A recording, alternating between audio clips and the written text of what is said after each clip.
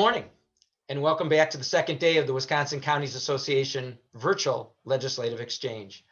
My name's Lance Plimmel, Chair of the Wisconsin Counties Association Board of Directors. It's a pleasure so many members of the Wisconsin County government family are joining us here today. The meeting is officially called to order. At this time, I ask that you please rise and join me in the Pledge of Allegiance.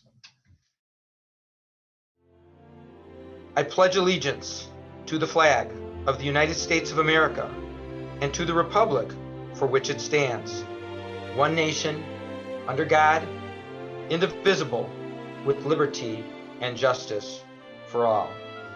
We have a very full agenda this morning, so with nothing further ado, we will call this meeting to order and get started with today's program. Thank you. Good morning, and thanks again for joining the WCA Legislative Exchange. Each year, one of the highlights of our legislative conference is our legislative roundtable, where we have the opportunity to hear directly from the state's 4 legislative leaders. While the roundtable typically occurs in the WCA living room at the concourse, just like about everything else over the past year, adjustments have had to be made.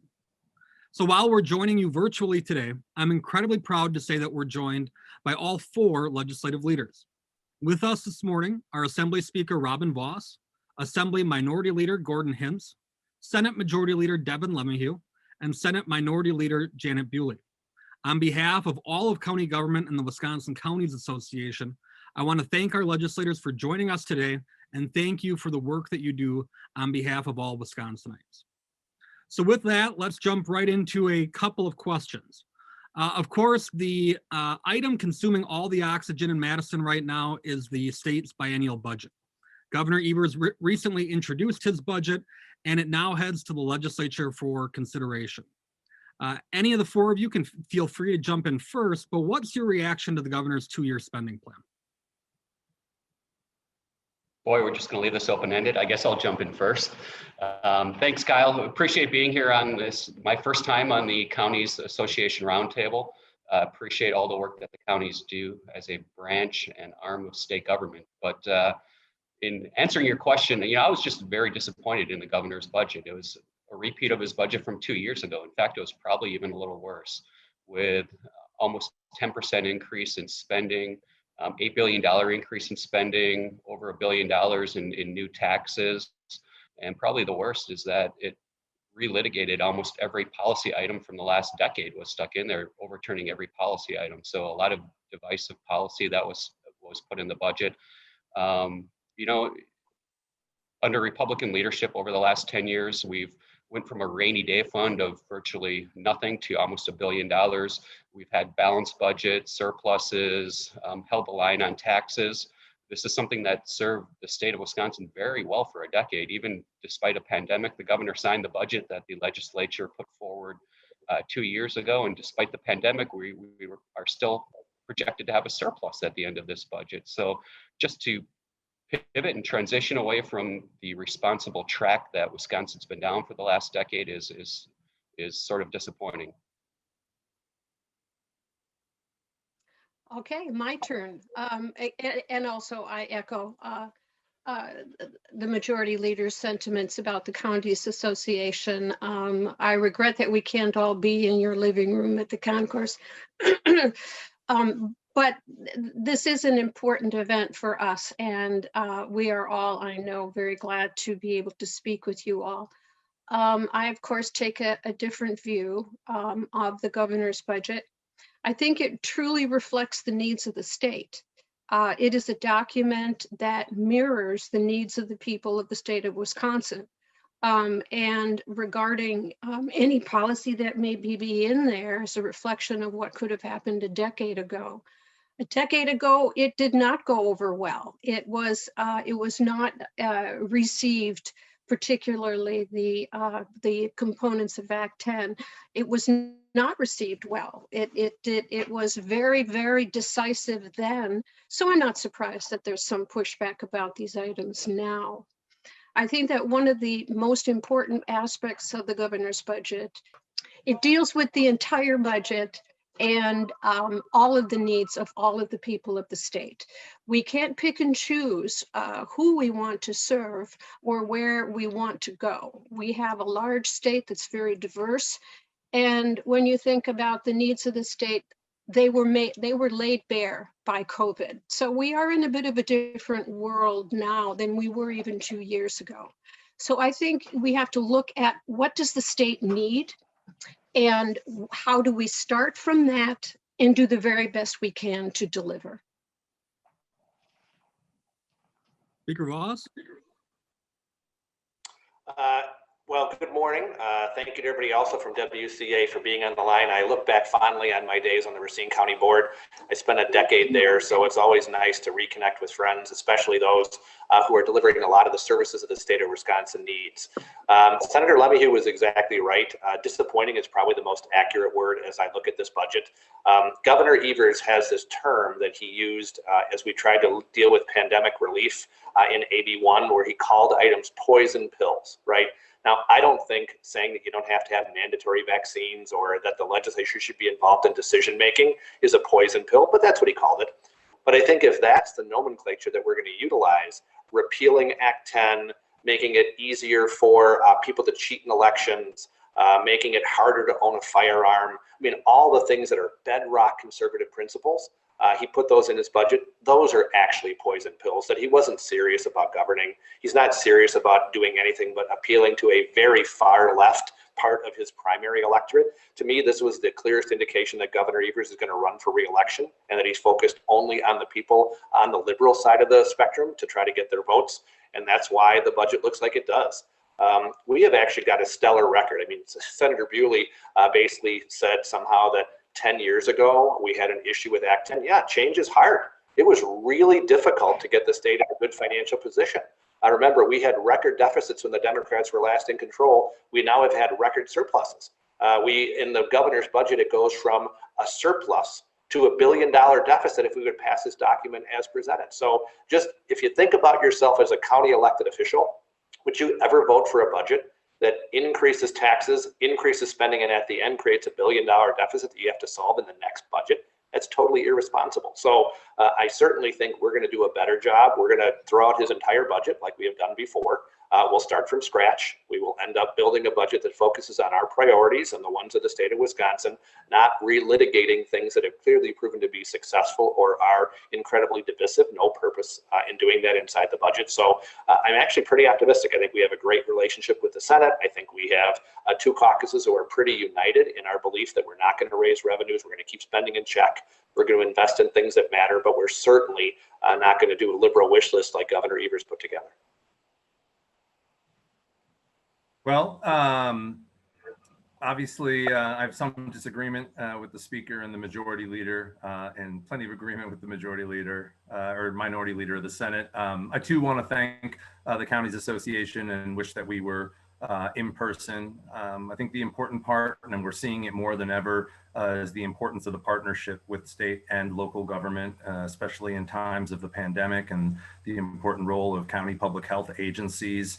As we've kind of seen, it's been a real challenge, I think, with the federal government and then state government, and then unprecedented rollouts with everything from testing to vaccines, and appreciate all of you and the role that you've played in trying to make sure that all of our constituents are getting the assistance that they need and the questions that they have answered. In that light, I think Governor Evers' budget really balances the immediate challenge that we face. Obviously, we're talking about July 1st going forward, and I hope that we're in a much better place when this budget actually begins. But it's, balancing the real challenges that we have right now in terms of the fact that we know that the economic recovery from COVID is going to take longer than probably the public health impact. We know that some parts of the economy are doing great, but there's been a disproportionate impact on certain sectors. And I think his budget really reflects that, and also continues to invest in a brighter future going forward. The reality is the biggest things that state government does are long-term, infrastructure, investment in education, the kind of things that it isn't just about 2 years, it's about 20 years. When someone starts 4K, they're in school for the next 14 years. And so you can't have cyclical budgets that go up and down. And I think building off of the record investment that we saw in education, in special education, in the last budget, the first real increase in transportation funding that came with Governor Evers' election and budget is something that we're going to continue to build off of. So I think the balancing between the immediate recovery from COVID, the additional money invested in small businesses, the recognition that childcare is going through an immediate crisis, the additional funding and proposals for more local option revenue. I think that there's a recognition that the 20-year stagnation with shared revenue is unlikely to change anytime soon, and that if our communities are going to be able to have the resources to be able to provide basic services and invest in quality of life, they're going to need some additional resources. And I'll say this about the governor's budget. It certainly is aspirational in some of the things that it includes. I'm sure he didn't think that all the policy would be maintained in the budget. When Governor Walker proposed policy in the budget, it was removed before some of it was added back. I think, a lot of the bills and issues that the governor includes in the budget will be proposed as standalone legislation. But he's using the bully pulpit to get attention on these issues of about Wisconsin the way it could be. And I think that's important to get to the voters. The criticism about overall spending, I'll just say this. The governor has put down investments in a lot of priorities in the state. And if my colleagues on the other side, are concerned about overall spending, they should highlight what they don't think should receive investment, what they don't think is a priority, and make that clear to the public. Which of the things that Governor Evers has funded is not important. All right. So I think, clearly in an era of divided government, I don't think anyone expects that the legislature is going to adopt the governor's budget as introduced. But with that being said, are there specific areas or items within the governor's proposed budget that you believe the legislature and the governor can find common ground on? And Senator Lemahieu, we'll start with you. You're going to make me lead off on every one of these? All right, I'm up. Just the first two. I'm up to the task. Since Speaker Voss highlighted his decade on the Racine County Board, I should probably highlight my 9 years. I didn't quite make it a decade on the Sheboygan County Board. So shout out to Chairman Koch and Supervisor Wagner and all my friends who are still serving on the Sheboygan County Board. With that being said, in answer to your question, when someone proposes a budget that increases spending by 10% and almost 10%, $8 billion increase in spending, well, obviously there's a lot of good things in that budget. And when you start throwing money around, there's a lot of cool things that you can highlight. But I think probably the main area, or maybe I'll couch it down to about 3 or 4 areas which I think are important, maybe not to the extent where the governor funded them at. But number one is broadband expansion. In the last budget, we made some substantial increases in broadband expansion. I'm the former chair of the Utilities Committee, where we were working on that last session. Especially in light of the pandemic, we've now known and heard how important broad, high-speed internet can be in more remote areas where people have to work remotely or found the advantage of working remotely or trying to educate their kids if their schools were not opening for them. So I think that's one area where we can make some substantial investments in broadband expansion to make sure that that last mile of internet service starts getting reached all around the state, especially in the most rural areas of the state. I think another area would be some of his investments in workforce development. I think that's important in the tech colleges, things like that, to make sure we continue to invest in workforce development. Another program that he included was a budget motion that Senator Mark Line and I worked on last session with one-time money in the LRIP program. Unfortunately, in the last budget, the governor vetoed that down, the amount from 90 million to 75 million. That was a one-time proposal that was put into the last budget to help, towns, counties, municipalities sort of get caught up on some of their road projects. And I see that he included that in this budget as well. I think that was a great program. And if funds are available, I think we can especially even though he put it in as, again, but using one-time funds, and we have a surplus at the end of this budget, I think it's important to invest those in one-time funds and not create a deficit, structural deficit going on. So that might be something that we're looking at just to make sure we're continuing to invest in infrastructure. And he made substantial increases in health services again, like we did in the last budget. We invested heavily into nursing home reimbursements, into personal care workers and things like that to continue to address those needs in the state of Wisconsin. I think is important, especially in light of the pandemic. Senator Bewley, common ground? Well, I think that it's clear that we want to be able to have the counties have the wherewithal to do what they are mandated to do. And how we get there is one of the things that I think is difficult. I think it's very clear that local units of government are stymied when it comes to covering mandated services, and that they are asking for our help.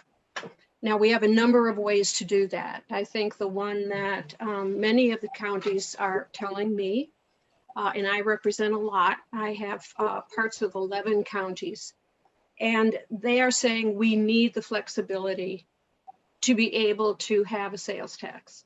Now, that's not popular with Republicans. I understand that. Then we need to be able to find a way to tell the counties they will have access to the revenue that they need to provide mandated services. And it's as simple as that. And because they're stymied, they are in many cases in very dangerous fiscal situations because they are borrowing for operating expenses. Nobody should be put in that position.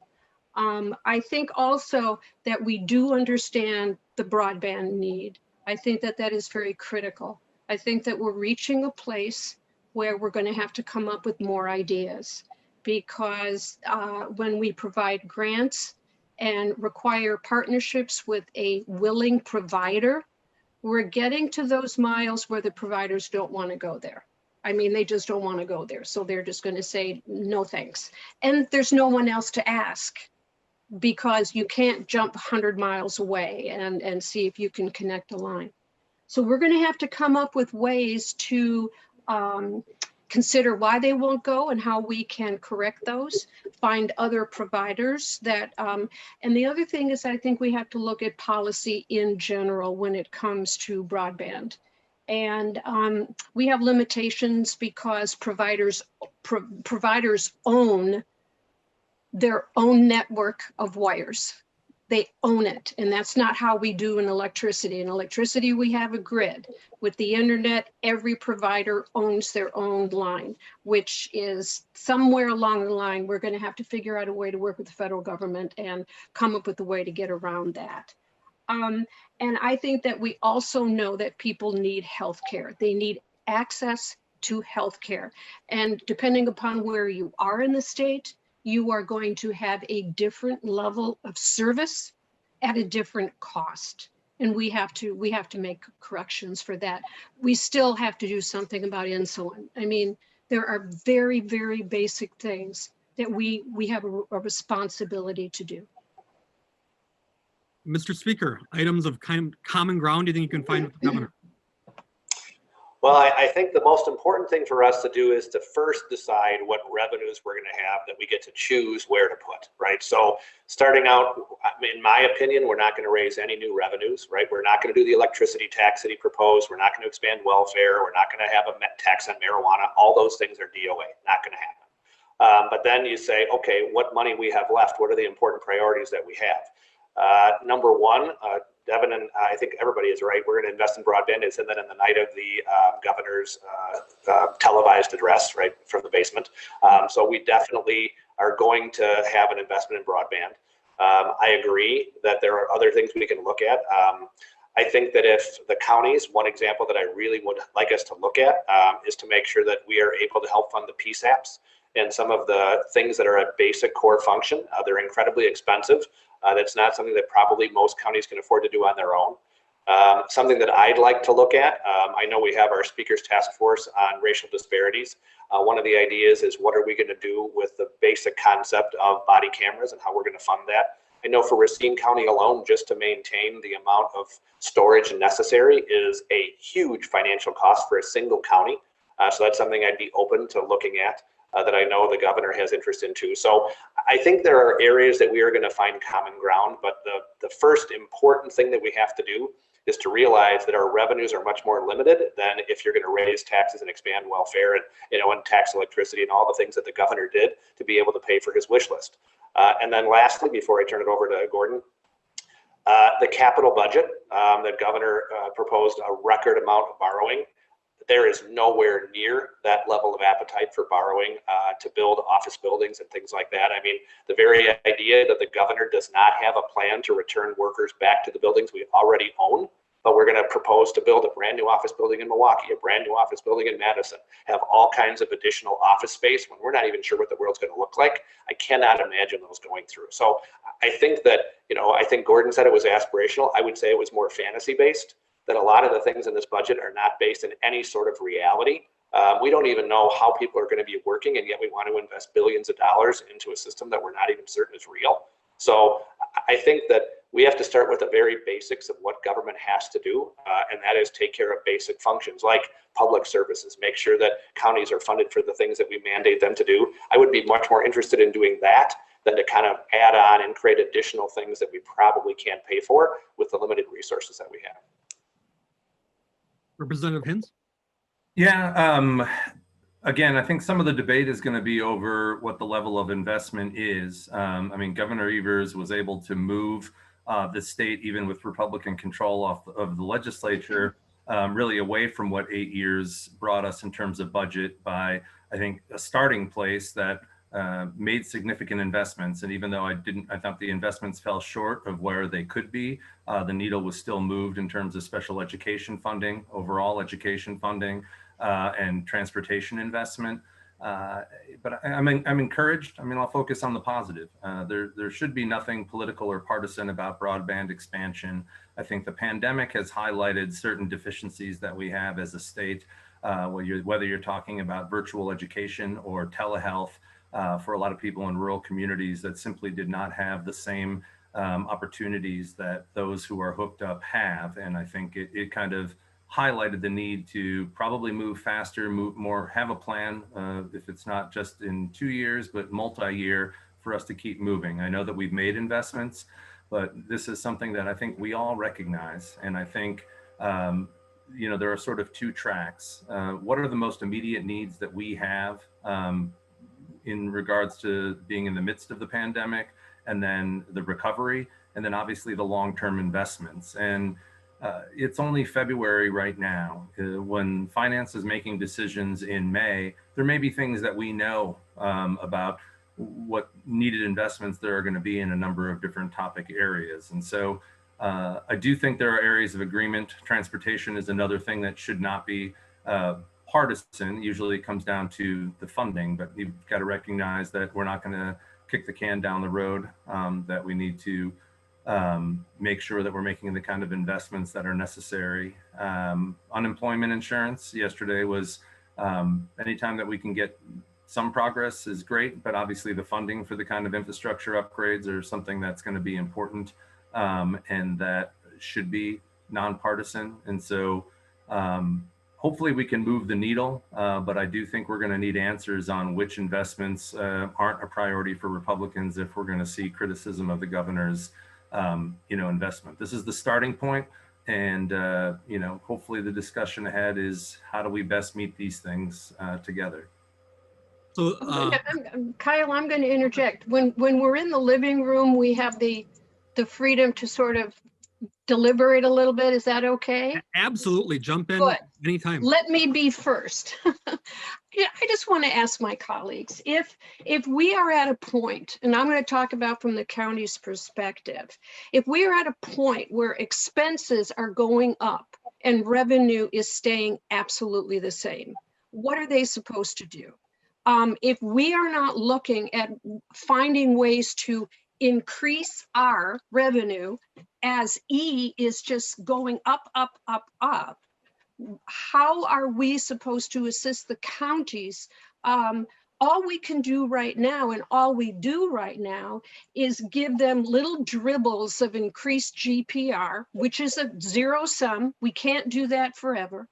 But expenses for out-of-home placement for children is skyrocketing. They have no money, and they have no way to get money. They're cutting things like library funding, and 4-H they are out of money. And we are saying, I am saying, I believe the state needs to give them alternatives. Now, I understand your reluctance to raise, but what about create? What about identify those areas where other states have fees or taxes?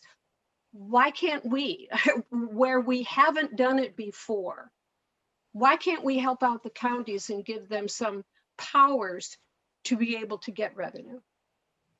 Well, I guess I would say from the first standpoint is, how about if we get creative and try to stop some of the expenses that are unnecessary? I mean, we have this crazy lockdown where the reason that we are seeing increased out-of-home placements, the reason that we are seeing increases in domestic violence, in child abuse, is because we have this policy which people basically are trapped inside their homes. Right? We have people around the state who have made decisions that are not based on science, that are not based on data.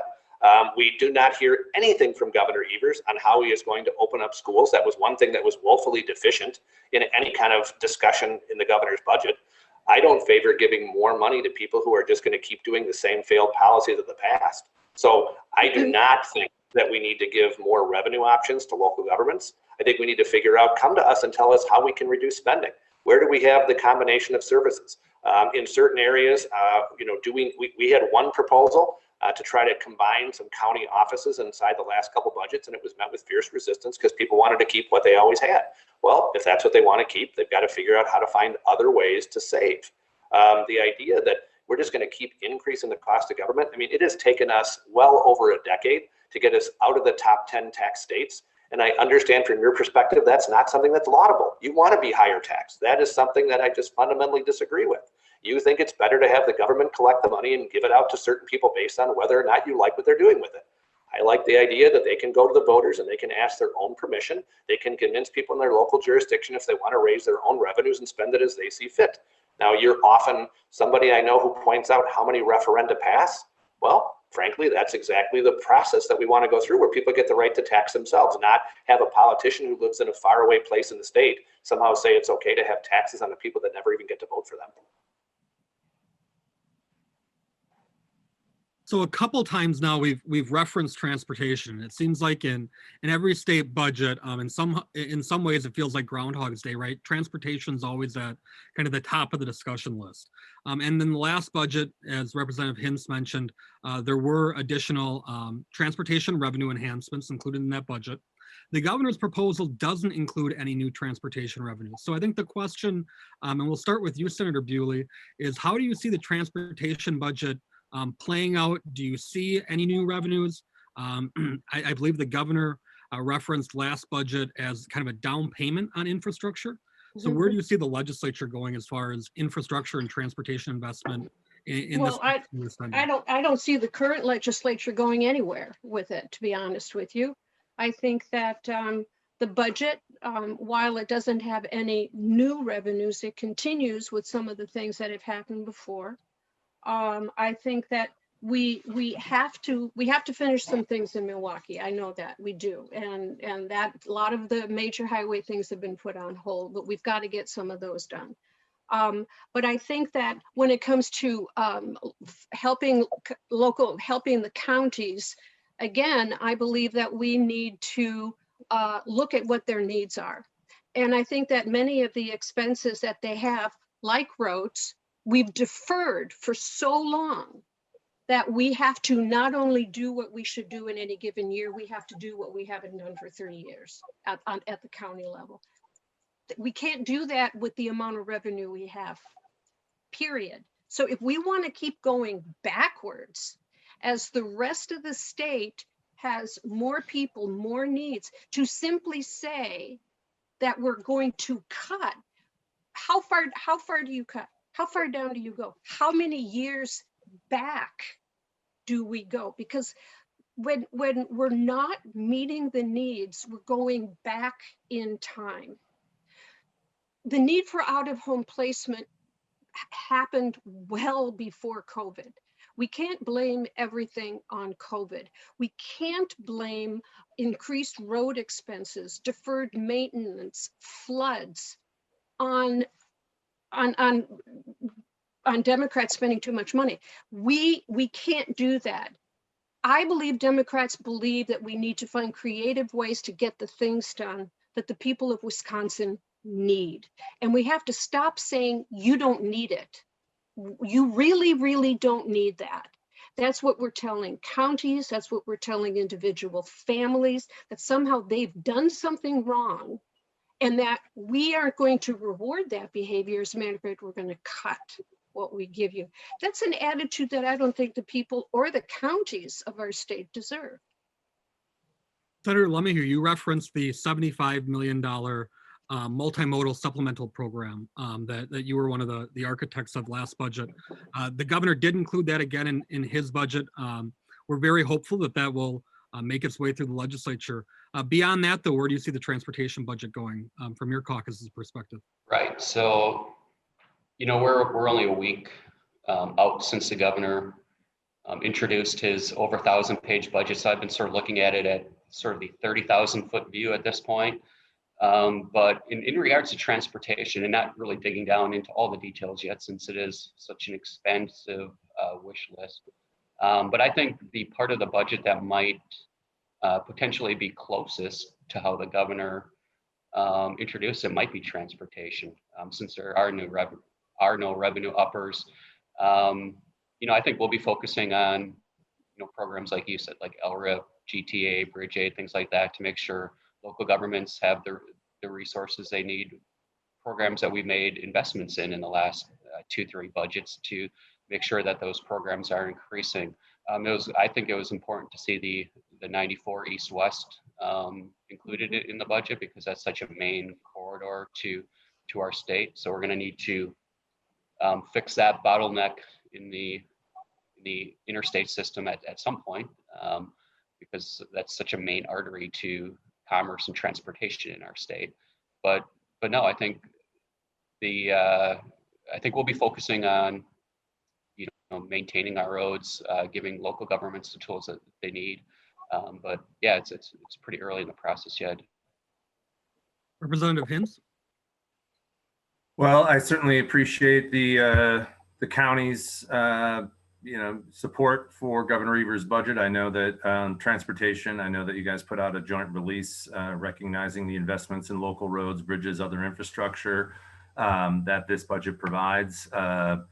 It's not the increase of, I think, 10% or 8% that we had in the last budget, but it is an overall 2% increase in general transportation aids. I think the important part that we need to recognize with infrastructure, even if there's less driving right now because of the pandemic, we can't wait for the crisis to get worse. We know in a lot of the assessments of the future of our infrastructure over the last decade, the legislature was sort of non-responsive. And the problem with kicking things down the road is a lot of things were becoming due at the same time, whether it was smaller bridges that needed to be replaced for bigger agriculture equipment in smaller places, or bottleneck infrastructure that impacts all of us in some of the interchanges and work that we needed in our majors program.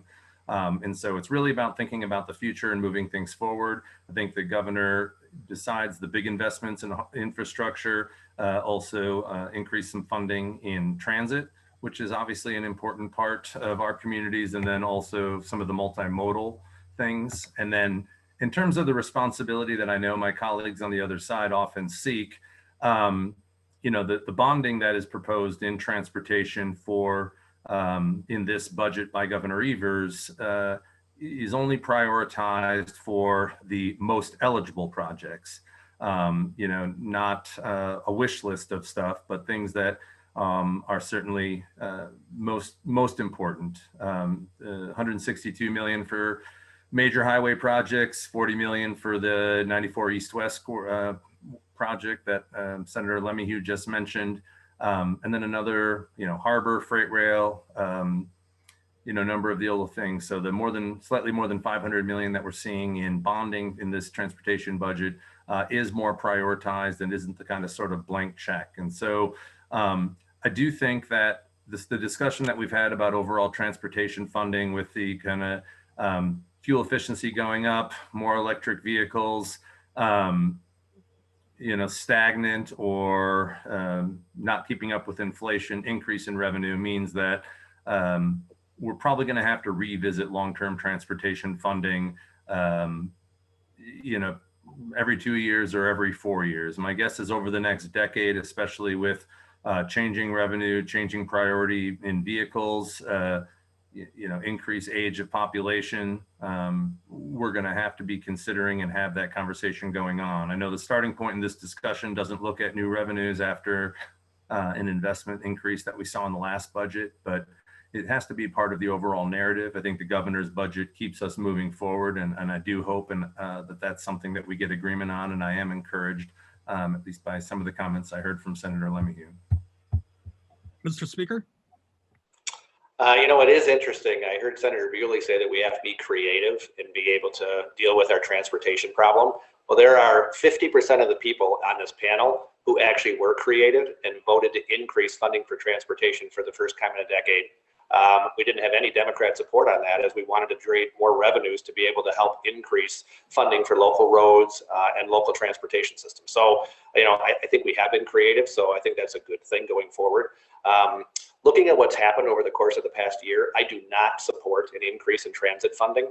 We have seen trillions of dollars being spent by the federal government and billions of those going to empty buses operating literally around because people are not in major cities going out. So we have empty buses being funded at the federal level. I don't think with a shortage of revenues at the state level that we have the dollars to invest in those kind of systems with increases. I'd rather have that money go into roads and bridges and infrastructure that, as Gordon just said, is kind of the thing that should be a bipartisan solution. So I hope we have the ability to do that. I also know that as we are looking for areas to put into, transportation has been something that Gordon is right about this too. We need to have a longer term discussion, but that's not going to happen with this governor at this time. We certainly know that we have to find a better way to fund our roads than just a simple gas tax, which is, if you look at what's happening at the federal level now, especially with President Biden trying to use his climate change agenda to, make people not drive a traditional gasoline-powered vehicle, that is going to be really challenging for funding our roads. That's going to be a challenge for the counties to be able to figure out how we're going to pay for local infrastructure without the revenues coming from the state. So we do have to have that discussion, but it's not going to happen under Governor Evers. Thank you. Speaker Voss, we'll have you start with this question. One item, and we've referenced it kind of briefly here, that's of particular interest to our membership is the proposal that would allow counties to increase their sales tax by 0.5% with approval from voters at referendum. The proposal received widespread support from the Milwaukee business community as well as from local governments, but not a lot has really been articulated yet from the legislature on this item. So the question to you, Mr. Speaker, we'll start with you, what are your thoughts on this proposal, and what's the likelihood of this proposal or a similar proposal that would mandate that a portion of new revenue be dedicated to property tax relief could be adopted either in this budget or in separate legislation sometime this session? I love you, Kyle. Zero. There is no chance this is going to happen. It is dead on arrival. Never going to happen. So I think the problem that we are looking at, especially in Milwaukee, is systematic problems where they have made bad decisions over decades that they now do not have the courage to solve, and they want to go to the taxpayers for an easy, quick fix to say, we don't want to put in the systemic reforms that are needed, just give us more money. That is just not going to happen. So I think that, you look at how some counties have done things regarding the sales tax. I mean, look at Walworth County, where they chose to enact the sales tax, and every single dollar of sales tax revenue that they generate, 100% goes into property tax relief on your property tax bill. That is not the norm around the state of Wisconsin with people who already have the 0.5% sales tax. It really was used to increase and fund additional spending. So the idea that we're going to have part of it go for property tax relief, that's a cute way for people who want to raise taxes to make it seem like they're doing something to help deal with the tax situation. But the reality is that very rarely has that ever occurred. So, I am not somebody who believes that we need to take more money from people who have been suffering in the pandemic and give it to government because they don't have enough, especially with, as I mentioned before, the trillions of dollars that are being borrowed from our kids and grandkids and foreign investors from the federal government. There seems to be more than enough federal money that's raining down on local municipalities and the state. We certainly don't need to raise new revenues. So, Mr. Speaker, just a follow-up on that. I guess regardless of the opinion on the sales tax itself, I think everybody on this panel would acknowledge that the property taxes in this state are too high. And eventually we have to do something on property tax relief. So I think from our perspective, this would be one way to start easing the burden on property tax and move it to a different revenue source. So I think that's a discussion we hope to continue with you and the rest of the panel as we move forward. So just Kyle, but the proposal is not to have all of the sales tax revenue go into property tax relief. It's really mostly about more spending, isn't it? The current proposal from the governor does not require any type of tax relief. I think we understand that's a critical component to both your caucus and likely Senator Lemmyhue's caucus. So we are open to those discussions. We just want to make sure that we can continue to have this conversation going forward, given the state's over-reliance on property taxes to fund local services. Senator Bewley, your thoughts on the local sales tax? Well, first of all, I think that it's a little unfortunate that counties are being compared to Walworth, and there's somehow some suggestion that people in other counties aren't going to do the smart thing like Walworth County did. I don't think that's true necessarily. But that's what a referendum is for, is to let the people decide. And I think they're all equally capable of making a good decision. You might not like it, but they're allowed to make their own decisions. Resources raining down from the feds. Ooh, I don't know where. There's a drought up here where I live in the 25th. And if I were to talk to my caucus members and the counties that they represent, I don't think those counties are going to find federal resources raining down. And that's what we're talking about here. We're talking about our counties. I think that it's also unfortunate that that the counties are hearing a blunt no. Nope, never, no how, especially in light of the fact that it sounds like the counties want to be creative. They want to negotiate, and I'm interested in hearing what they have to say. I must say that I hadn't heard that the counties were willing to suggest that some portion of a sales tax be devoted to tax relief. I'm open to that too. I think we have to be creative. What we can't do is just say no. That's not going to help. We have to say, let's try, let's look, let's talk, let's work. Because the people are trying very, very hard to get a discussion going. And to just be told no, I think is, we're not doing our jobs. We have to work harder than that. It's too easy to say no. Representative Hinz? Well, I mean, the reality is that we're in almost year 20 of declining flat, no policy shared revenue. And we've seen inflation go up, but with tight levy limits, we have seen, ultimately a reduction in services provided by cities and counties, more nickel and diming on fees that are out there. I concur with you, Kyle, that property taxes are too high. I do think a lot of counties may pursue, should this become law, the option of an increased sales tax for the purposes of lowering property taxes, dependent on their priorities.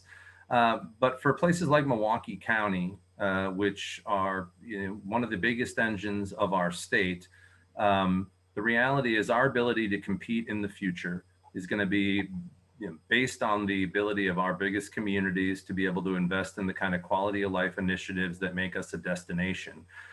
We know that businesses are locating not just based on taxes, but they're in some ways, times they're going to places that even have a higher tax burden because of the type of quality and life investments that draw talent.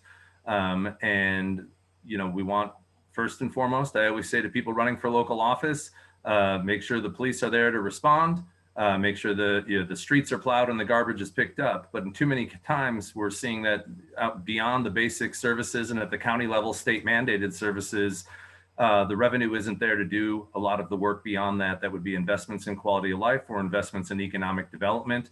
And if we're not going to hold up our end of the bargain at the state level related to any sort of shared revenue policy, and I think that ship has probably sailed given what the other priorities of the state are, then I do think we need to start looking at voter approved revenue options. And I do think the fact that we are significantly lower in sales tax and then still, I think, second highest in overall property tax burden is the easiest option available to us. And so I'd hope we would get past just the immediate no and have a real discussion about our ability to compete and maintain quality services going forward, given that that is a bigger driving factor for future economic development, for future talent recruitment, than simply saying, we're going to limit the size of government or spending, adhering to some sort of ideology versus where the public actually is right now. And so I'm glad it was included. It's a direct response to what local government advocates, city and county leaders have asked for. I know that we've had a Milwaukee proposal in the past, but I think expanding it around the state gives some creative options. In Winnebago County, we're still one of the few counties with that hasn't used the existing half-cent option, and that may remain, the priority. We have a well-run county, but I also know that every year is a challenge, given what the cost of inflation are and the ability of us to maintain the quality of services we like and the limitations to additional enhancements that would benefit our community. So I would really ask that my colleagues, reconsider, given that the public gets to choose in this case. It's not blindly creating it. And I think each community, there's a lot of communities in rural areas that are losing population that I think would like to have the resources available, perhaps to invest more, maybe even to move forward with some investments in broadband that might not be covered by the state grants. So I think we need to think about those things. Senator Lemieux. So, if you look at the entirety of the governor's budget and put this in context, giving the counties and municipalities the ability to raise 0.5%, it's almost required by what he put in the rest of his budget. Because if you're eliminating Act 10 and you're starting to put prevailing wage onto local projects, local costs are going to explode. Local governments are going to need a way to pay for employee benefits again, rising, uncontrollable employee costs. Act 10 saved $14 billion to the state of Wisconsin. And if that gets reversed, yeah, it's going to put a strain on local governments again, because they're going to have increased expenses. So in answer to your question, once we take policy like that out of the budget, I don't think there's any need for the local 0.5% sales tax option. To Speaker Voss's point, Sheboygan County, which I'm sure you're familiar with, Kyle, added the 0.5% about four years ago, and they did it to fund local roads, to increase spending. Whether that's right or wrong, that's their decision to make as a county, but it certainly wasn't used to reduce taxes, property taxes in Sheboygan County. And now they have an extra pot of money every year that they're using to refinish roads, rebuild roads, which is great for local roads. Manitowoc County, another county, as the minority leader hints, that's one of the few counties that actually hasn't added the 0.5% up in Manitowoc County. That's because they're having that debate. If we're going to add it, the county exec wants to use it for property tax relief, whereas the county board wants to spend it, at least the majority of the county board. So I think if there is a proposal to sort of shift taxes away from property taxes, we can always look at it, but to try couch this as a way to reduce property taxes, that seems very doubtful. If I could just add one comment very quickly, I feel the responsibility to illustrate just how serious problems are for local units of government, because there seems to be this approach that perhaps they can and should be more creative and cut more. I have 4 towns in a county the one right next to me, Ashland County, that has no ambulance service. Now, this isn't because they're lazy. It isn't because they spend their money in a bad way. They have no provider that is willing to come in because it's too expensive, too far. They have no volunteers. We are on all volunteer. No paid ambulance service will come in. So if you call 911, you cross your fingers. Right now, they drive themselves to the hospital, to the emergency room. It's a mandated service and they can't do it. And they're heartsick and they're begging for help. So I think that the seriousness of the situation cannot just be dismissed and say, be creative, we're going to cut some more. I think that we have a responsibility to listen to what they're saying and do something about it. Have they gone to referendum already and asked the voters to increase their own revenues? They haven't had time yet, but they're thinking of it, yes. Okay, they have that option now. That's good. Pardon me? They have that option now, right? Yes, they do. And the Okay. voters will turn it down. And then they're going to be in the same position that they are right now. So if the voters turn it down, doesn't that mean that they don't support what you're advocating for? No, perhaps that means that they're not smart, you know? Sometimes we have to do things that allow them the ability, we as a state have to do things that are part of the state's responsibility that should not always be linked to one group. If they can't provide it, don't we have some collective responsibility to help those communities that depend on volunteer emergency services? Janet, do you want to rethink that? I mean, I disagree with people a lot, but I don't think people who disagree with me are dumb. I mean, you just basically say your own constituents are dumb who disagree with you. Well, the reference to Walworth County didn't go over real well with me, so. Okay. So shifting gears a little bit from the state budget, while the budget's on everybody's mind, we know that we're really just in the infancy of this legislative session. So moving forward and kind of outside the budget, what are the priorities for your respective caucuses outside of the budget, and what do you hope to get accomplished? Representative Hinz? Yeah, well, I mean, our hope is to shape the budget's probably 75, 80% of what we do every session. And a lot of the Democrats' priorities are included in the governor's budget. And with our members on joint finance and our caucus are going to try to push and reach people around the state and encourage our colleagues to get behind those things that are core to what Democrats believe in terms of expanding opportunity for all people.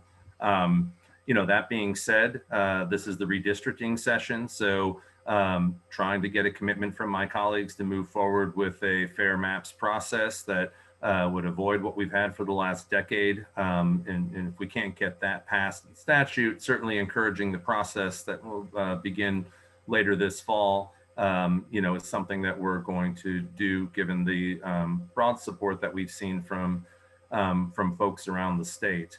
I do think there are some other areas that we are, you know, interested in. And I think a lot of the policies that are included in Governor Evers' budget, which probably won't be surprising when they're removed, will be introduced in standalone legislation, including areas like marijuana reform, you know, better workers' rights to be able to have a seat at the table as someone who represents employees in the largest correctional facility in the state. Having a seat at the table, having a say, directly contributes to our ability to maintain an adequate workforce. And so some of the things that have been started in Governor Evers' budget are going to be the kind of things that will continue, that this is the starting point. I am hopeful. I mean, our caucus is very adamant about getting a lot of changes in addressing systemic racism in our state. Wisconsin's been dead last for decades now, quite frankly, in too many measurable things, whether it's the number of Black people incarcerated versus the population, the worst outcomes, the highest concentration of unemployment among demographic, infant mortality outcomes. And of course, we're seeing it play out in terms of the impact of the pandemic, both in terms of lives lost, but also in terms of vaccinations. We are also aware of disproportionate use of force in too many cases, differential treatment for people of color by law enforcement. And I think there have been a number of discussions, including proposals made by law enforcement at the table, knowing that we need to move forward. I don't believe that government can solve all of these problems, but I do think being aware of how our existing laws and practices impact the people of our state is something that we need to re-examine and certainly assess with every measure that we make. So whether the task force can hopefully recommend some things that are the beginning of that, I do think we need to act also to send a signal that we're serious, especially as our state tries to be welcome diversity, welcome recruitment, welcome involvement. But I think it's also just trying to, other things for Democrats are trying to have a long-term vision for the state that recognizes economic opportunity, throughout the state and the importance of quality of life investments. I think Democrats were able to move some of my colleagues, and I hope we see renewed commitment on the issues of groundwater. I don't think it's received as much attention at the beginning of this session, perhaps as last session, but it remains a major issue as we kind of find the right balance between agriculture in our communities and the importance of clean drinking water going forward. I will say personally, one of my big issue areas has been public health. I think if there's a story of the last 2 years, it's that we've underinvested in public health, and we've also underinvested in election administration, which would be the top thing we could do if we were going to safeguard the integrity of our election system. And I'd like us to continue to support counties, especially. We were able to get a limited increase in the budget that I helped work on in 2017. But I think as we go forward, I don't know that the COVID-19 pandemic is going to be the last rodeo that we have, unfortunately, with growing viral threats around the country. And so I think there are things coming out of the COVID experience that we're going to need to react and be investing in going forward to maintain quality of life. Mr. Speaker? So my goal to be able to move legislation in tandem with the budget, so things that we could try to do in the first spring session. We have, approximately 100 bills that passed the Assembly, but because of COVID did not have a chance to get to the State Senate. I think there's a lot of good ideas in there. I saw that the Senate took up the PBM reform bill. They're kind of moving that along. We did that last session, so I think that's a good thing that we can get into law. I think that we do have our Speaker's Task Force on racial disparities. Our hope is to have some bills ready for the April or May floor periods as we move forward with that. We had our Speaker's Task Forces on water quality. Many of those ideas got through the Assembly. Again, didn't make it through the State Senate, but hopefully we can reintroduce some of those and work on that. So I think there's a lot of issues that are working their way through the process, but the one that we're probably going to spend a lot of time on, and Gordon kind of referenced it broadly, and that's what we're going to do about elections to build integrity back into the system. We have millions of people in the state who feel the election was not administered fairly and that the results are in question. Now, I know Joe Biden is the president, and that is not going to change, but I certainly also know that the process we went through is not one that people believe was done fairly. There's a huge amount of Wisconsinites that have deep doubts about what's happening. So we need to address that. Now, I know my Democratic colleagues are going to say that's just the boogeyman and we're not going to do anything and that the system is great just like it is. I don't agree with that. And I think we want to spend some time demonstrating the things that we can do which will make the system better. The goal is to not advantage one side or the other. The goal is to make sure that at the end, when the election is held and whoever wins, both sides walk away saying that was done fair and square. And that did not happen in this last election cycle, so that's got to change. So I have a feeling we're going to spend a large amount of time between now and June, making sure that we have a better election system so that whoever wins in 2022, people do not begin the week after the election doubting the integrity of the person who won, as opposed to fighting harder the next time to help their candidate be victorious. So I think that's going to be a huge thing. I know that's something we're going to work with counties on. I'm organizing a meeting with my local municipal clerks and county clerk to try to get a better understanding of where they see input. frankly, I've gotten a lot of clerks who've come to me saying they see problems with the election cycle too. So it's not a partisan issue. It shouldn't be. My hope is we can have some of those things work their way through that don't just have people go into the red or blue corner and then nothing really changes. Senator Bewley? I think that the caucus wants to see the state treated fair and balanced so that there's no winners and losers. I believe that we have too many indicators of people who win, and look at ManAg, having it been in effect, it is obvious, it's extremely clear that only the top wage earners, the top income, really receive the majority of the benefits of that. That we have parts of the state that do well and parts of the state that don't, for reasons that are not in their control. Areas with a high percentage of public land, for example, are not made whole. They have to rely upon PILTs or some other payment that is artificially inserted, and it doesn't make up for the lack of an economic base. We have to make sure that justice is the norm, that we put things in place that are going to protect those who are typically denied their rights and help the system to more easily recognize when injustice takes place and make sure that it's corrected and doesn't happen again. Right now, we know that our corrections system, our sentencing system, there are so many things that unfairly affect people of color. Statistically, it's just there. And we really have to look hard at ourselves and the fact that there are changes we can make. There are things that we can learn, and we must do them. And I think that overall, we need to be creative, and we need to be tolerant. We need to be able to get along.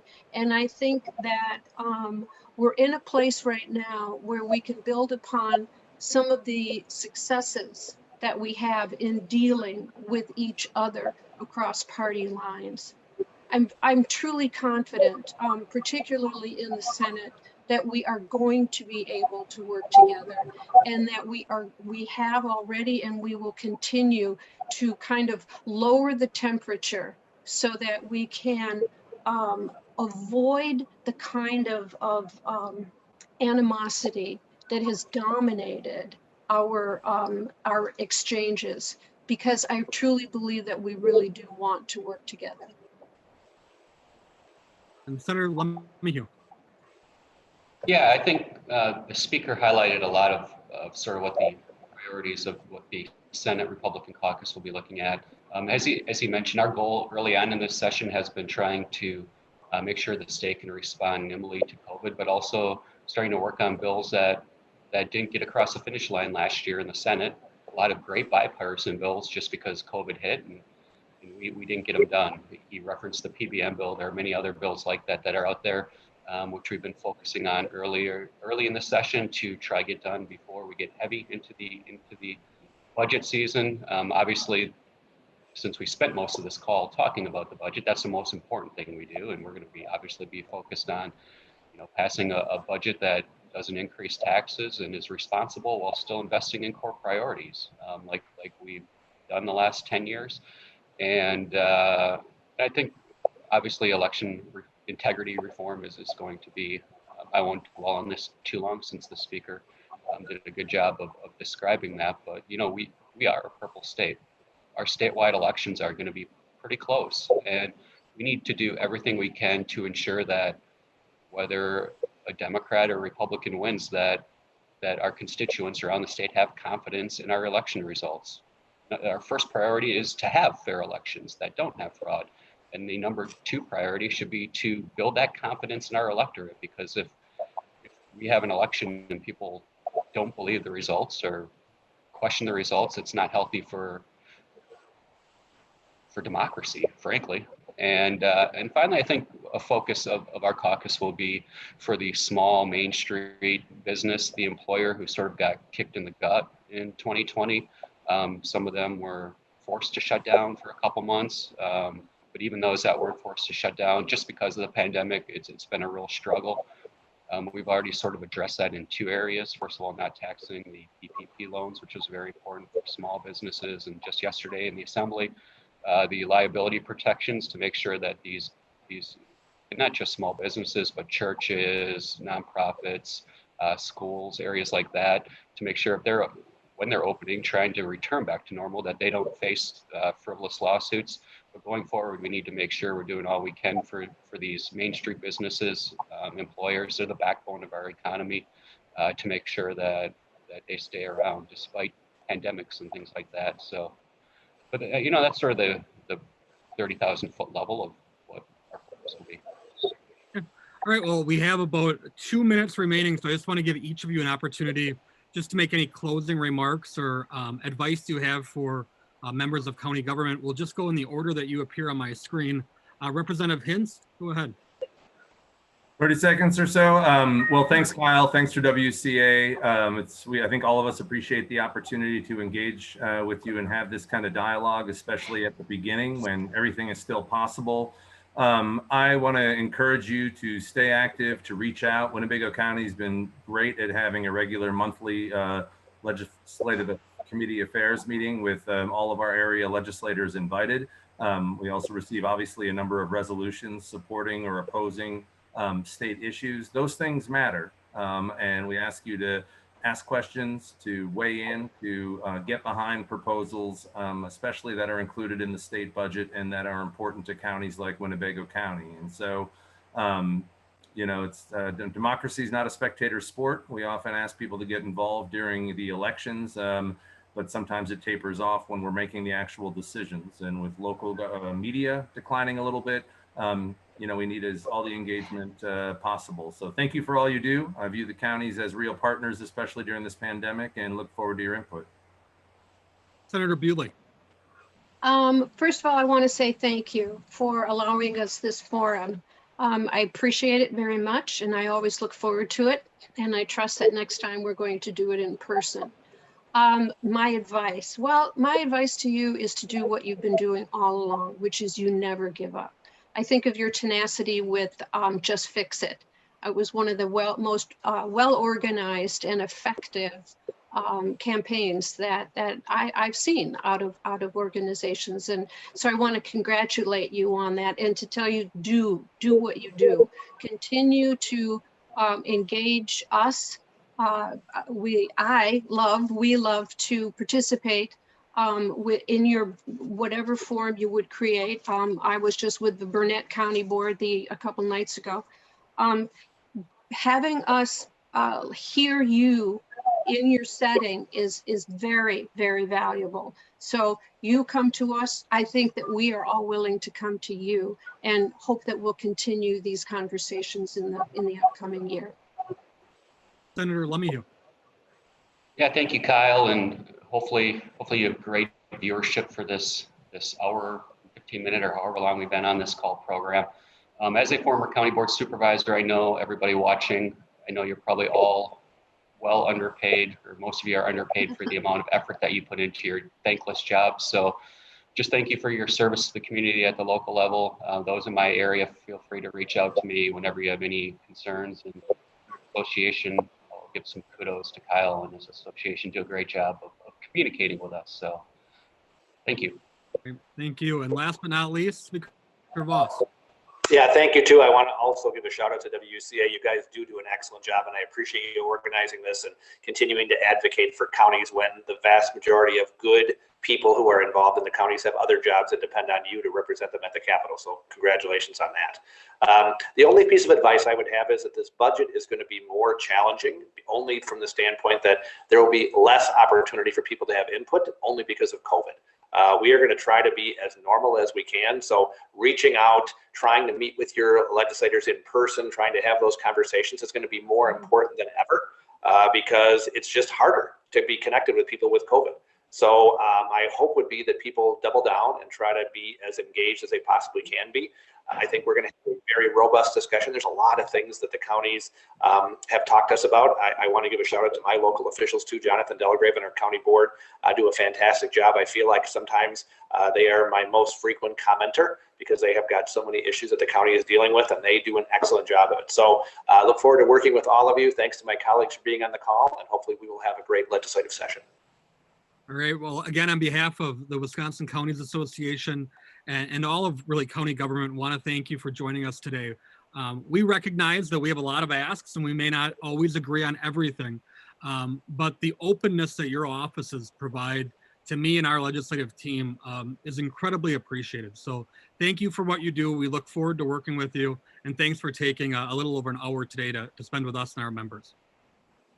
Since 1997, every county in our state has benefited from the programs, products, and services offered through both WCA Services and the Wisconsin Counties Association. The success of WCA Services is due in part to our insistence on the highest of corporate standards from well-respected companies. These vendors provide counties and other public entities with meaningful solutions that help them best serve their employees and their citizens. All programs offered through both WCA Services and the Wisconsin Counties Association are relevant, timely, and secure for any public entity's use. This trust is at the foundation of all we do. Learn more at wcasey.com.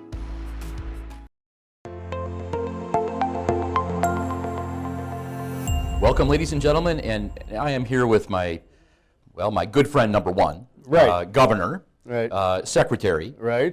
President, Right. the person I worked for 35 years ago when I came to work for you. That is correct. And probably best of all, County Board Member, County Tommy board Thompson. member. Don't forget the county board member. I look back and I learned county politics in the the Allen Thompson grocery store. My father, who was on the county board over 30-some years, and he was the head of the Road and Bridge Committee over 18 of those 30-some years.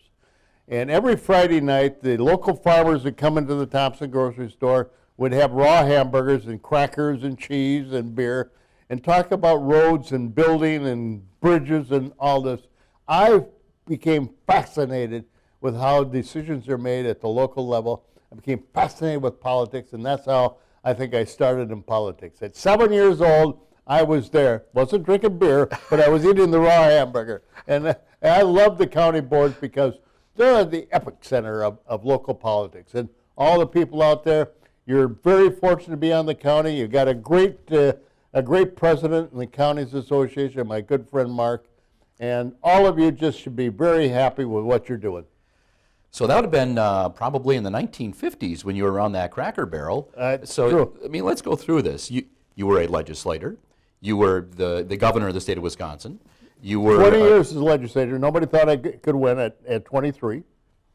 Governor at 43. Mm-hmm. Secretary in George Bush's administration. And nobody thought I could win governorship either. Well, that's true. Everybody you can't do it. And then when you won governor in 1986, that's when I came to work for you. Yeah. And then secretary of a cabinet at the federal level with George Bush. That's true. Not only secretary of a cabinet, but you were the focal point, the guy in the darkest hour this country's ever seen, 9/11. I still remember that. I was going to work at 8:30 in the morning. I had invited in, I had given a speech in the morning for breakfast, and at 8:30 I was going to the office, and I invited in the scientists from all over the country to see if we could work on one flu vaccine, ubiquitous, for all the variants of flu. And they were coming in, and then I hear that the first crash, and I said, get to the office, and then the second, and the third, and the fourth, and the rest is history. And everybody else was left, and I had to get 100 tons of medical supplies up to New York by 5 o'clock. And it was absolutely amazing that we were able to do it. I think I'm the only one outside of the Air Force that got a plane in the air that day, because if you remember, all airplanes were grounded. We got the airplane from CDC to deliver the medical supplies to New York. So it was an exciting, sad situation, but I've had a tremendous history and a tremendous opportunity, thanks to people like you that have always been there supporting me, and I thank you and I thank the counties. Well, I remember you showed me the war room in the basement. They named it after me now. I did not know that. Yeah, they did. And Wow, congratulations. Well, thank you. Finally, Mark is talking about a war room that's in the Department of Health and Human Services. After 9/11, I built a war room so that I could go right across from my office, right across the corridor. You know how close it was. Yeah. And I could see every country in the world, every city in the country. And I had a big picture of Elroy as the center of the universe. Remember that? I do. Everybody laughed and come in. What is Elroy? And I said, that's the center of the universe. You never forget your roots. That's true. Well, that's true. And you've never forgotten you were part of county government. It's always been a part of you. So legislator, governor, secretary, you have earned the right to kick back and relax a bit. And yet, when the university came calling, you said yes again to serve the state of Wisconsin as president of the University of Wisconsin system. Why? Why not? Who gets an opportunity at 79 years of age to do another change in your life and be able to run something as big and as important as the University of Wisconsin? They came to me. I turned them down the first time, a couple times, and then they came back again, and I said, all right, if I could run the university without restrictions in regards to being able to make changes. They said, go ahead. And so I'm making all kinds of changes. I don't know how long I'm going to be here, but for as long as I'm here, I'm making changes for the betterment of the students, the faculty, and the state of Wisconsin. I love this state, as you know, like you do. You love the Counties Association. I love Wisconsin and its people. And next to its people, I think the University of Wisconsin is the next best asset. And I want to build the university so that it can be the best in the world. And we have 170,000 students, we have 40,000 employees, and a $6 billion operation. We send back $30 billion totally every year to the state of Wisconsin. We are a global economic engine, and I want to make sure we build that economic engine for the future, for the betterment of the state. You may be 79, but you have always had the energy of a 29-year-old, and it's still there. Well, there's no question about it.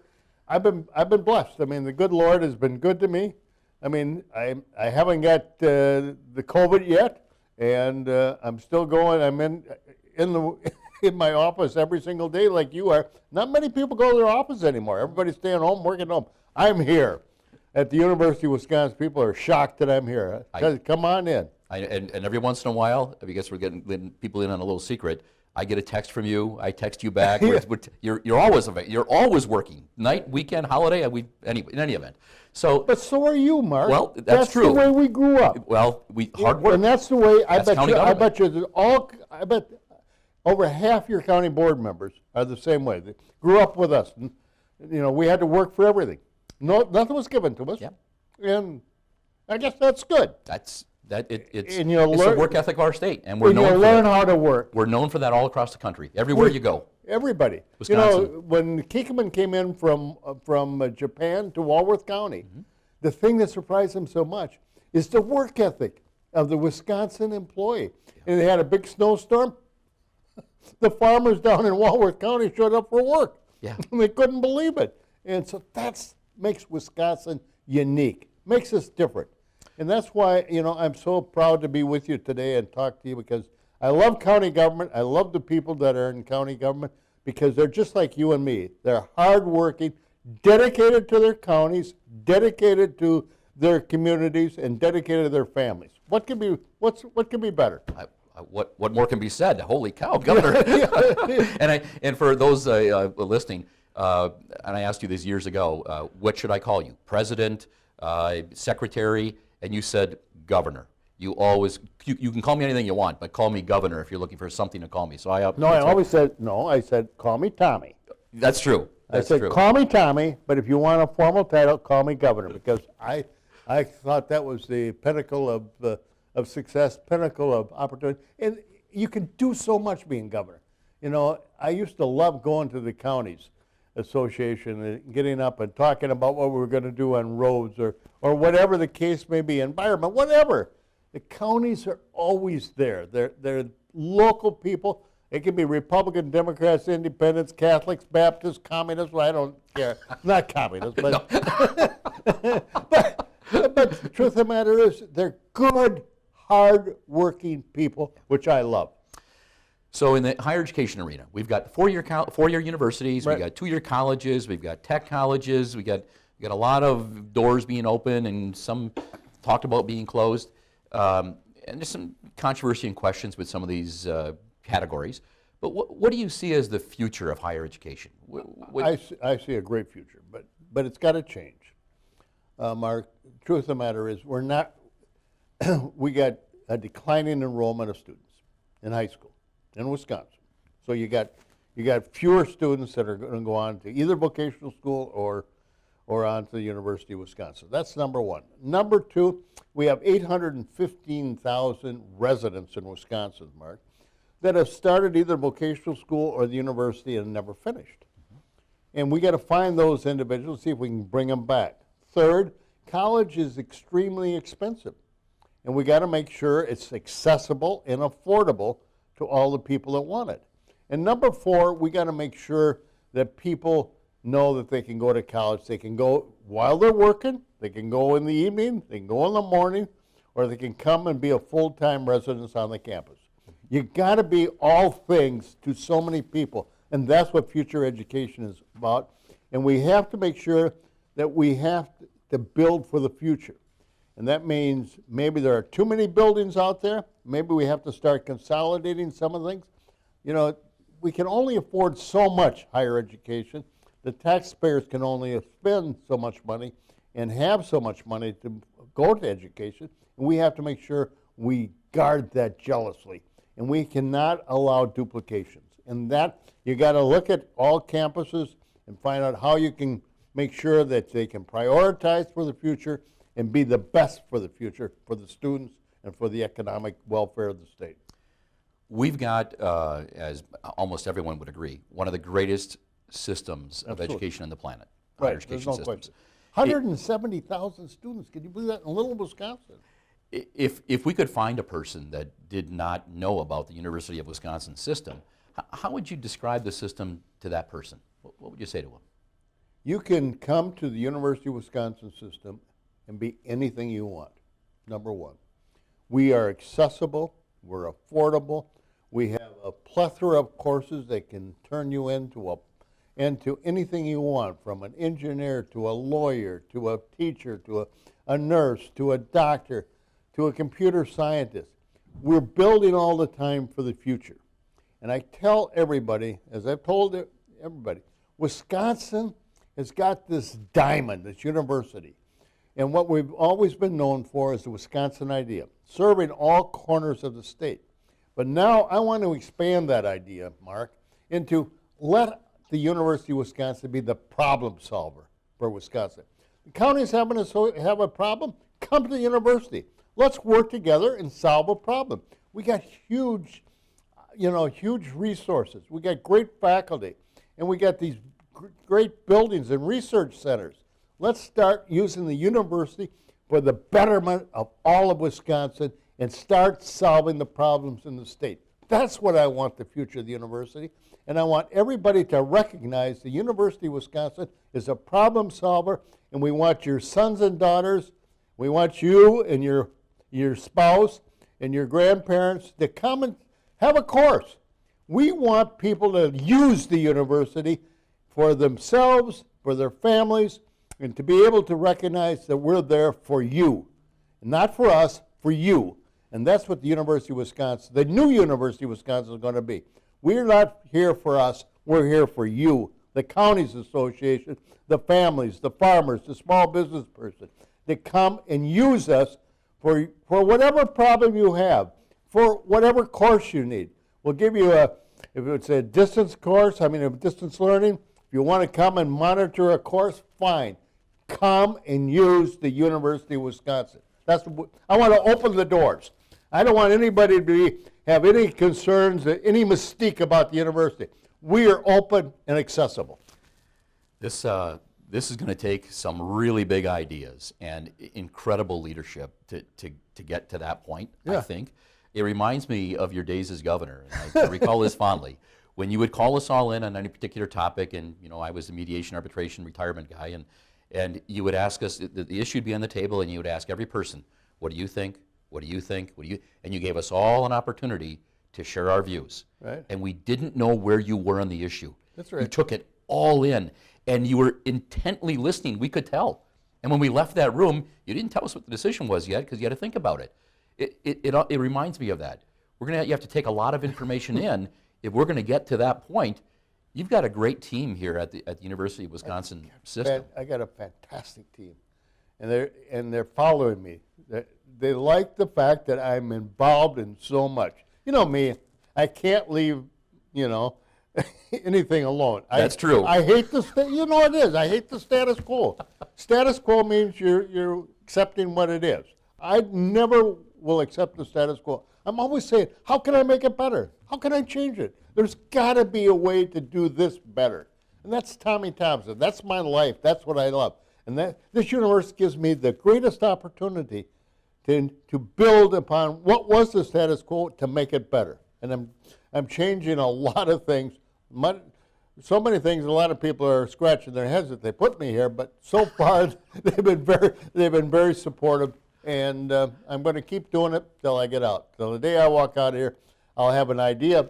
Look at the board over there. If you want, there's over 50 items up there that I'm making changes on. I saw it's a board full of big ideas and medium-sized ideas and all kinds of things. Yeah. If they're on a rare day that you actually have off, if there is such a thing, and I guess I'm going to fold this into the other question, two parts of it. On a rare day that you don't have something on your agenda, what is it that you would like to do? And I guess secondly, I'm going to partly answer it. Why is the farm in Elroy so close to you? And I've been there, and I love it out there. You and I played cards out there, and we had steaks out there. And you took my money. You took my money, and you didn't even say thank you. You just beat me like a drum. So what do you like to do on a day off? And then tell us why the farm is so close to you. I love going to the farm. Nothing's better than cutting a field of hay and cutting 25 acres of hay and looking back and say, Tommy, you did that. Get on a tractor and be able to do that. To rake a field of hay or bale a field of hay and pick it up, not like you had to pick it up. Now we got big machines to do that. So, and those bales weigh 1,000 pounds. But, it's the fact that you're back home. This was my mother was born on that farm. The farm was in the Irish Dutton family, and my great-grandfather was the first white settler on that road between Elroy and Kendall. It's something about it. It's about the heritage. It's about the environment. It's about the future. It's about seeing things grow. It's about developing something from scratch and making it happen. To be able to plant a seed and then harvest it, 6 or 7 months later, what? That's life. Yeah. That's Wisconsin. And so, I really love being on the farm. Okay, well, speaking of the farm and building things and growing them and building them from scratch. I think I know where you're going. I'm not sure I like it. Well, and some folks have heard it, but not everyone. You got to tell us a story when you built the place you have on the farm. And I know you call it, a shed and a little shack. It's a lot more than that. But not everyone was fully informed about what you were doing there. Well, I knew my wife did not want me to build a house on the farm. She was adamantly opposed to it. And I figured if I went and told her I was going to do it, I was coming out of Washington. I just finished being the secretary, and I was making money for the first time in my life. I was doing a lot of speaking and making money from speaking. And I said, if I just take it, if I just take the money and I'll just use it. I'll spend it. Or my wife will, or my children, whatever, which is fine. But I thought, why don't you take some of that money that you're making and build a house on the farm? And I thought I could build a house on the farm without telling my wife. That's a pretty big secret. Why I ever thought that? I thought I could actually do it. And I didn't realize, that Sue Ann grew up in the neighboring city and he got a lot of friends. And they called him and said, did you know that Tommy's thinking about building a house? No, he is not. He knows I'm opposed to it. And so I got a few more bucks, and I never mortgaged it. If I got made money, then I'd hire some people to build another part of the building, part of the house. And the first thing was when I got $30,000 ahead, I wanted to put in the basement and the water and the sewer system, septic system. And the first thing was the engineer came up and the backhoe, and one of the women from Elroy saw him up there, and she stopped at the house and said, "What are you doing?" She said, "Well, we're digging the basement for Tommy's house." She couldn't get off the hill fast enough to call Sue Ann, my wife. Do you know Tommy's building a basement? He is not. So for the next 6 weeks, I knew my wife knew that I knew my wife knew that I was building a house. We weren't talking. I thought we're headed for a divorce here, and it was close, but but anyway, it turned out okay. She found out about it, and she was mad for a while. Then she warmed up to it, and now she loves it like I do. So, but it was tense at the moment. Governor, you raised some cattle on that farm too. Belted Galloways. Special breed of cattle. Belted Galloways, they're the Oriole cookie cow. They're black in the front and black in the back, got a white belt around them. And I have over 100 head. You should buy one. I mean, they're great beef, and they're lean. Good for your heart. I actually think I'm on the list to buy one of Well, it's great. And we got, I just found out from the veterinarian, we got 45 pregnant cows going into the spring. But it's cold up there right now, but they're doing well. It's almost as if you have no private life. I mean, you've been giving and giving and giving forever. Yeah. And you're always in the spotlight, and you're always making decisions, and you're always steering this state or some aspect of it towards something better. You don't learn that. Where did it come from? Mark, I love people. I guess I've always done that. I love to be around people. I'd rather be with people than sitting alone. And so a lot of people like to go fishing. I like to fish. Like some people like to play golf. I'm not a very good golfer, but it's all right. But the truth of the matter is, I'd much rather be solving a problem with a group of people. I'd love to have a county board member saying, how do we do it? Can we figure out a way, or start a business? I always want to be moving and doing something. I can't sit still. I don't know. It's not in my genes to sit still. I've got to always have a project, one or two. It's usually half a dozen going. But that's me. It's what I do and what I love doing. I have a very unfair question to ask you. Go ahead. And might be difficult for you because I've known you 35 years, and you're one to brag about our state, but not you. So here's the unfair question: what do you desire your legacy to be in Wisconsin? I would like people to say he cared, and he always wanted to make Wisconsin better, and I do. I want Elroy, to be the center of the universe. I want my farm, to do well.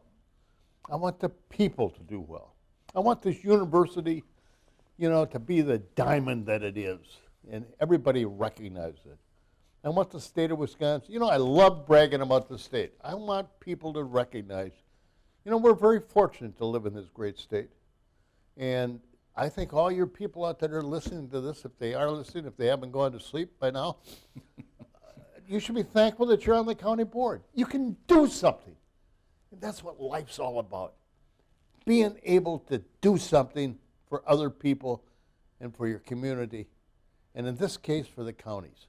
I love that. That's me, is to be able to do something for people.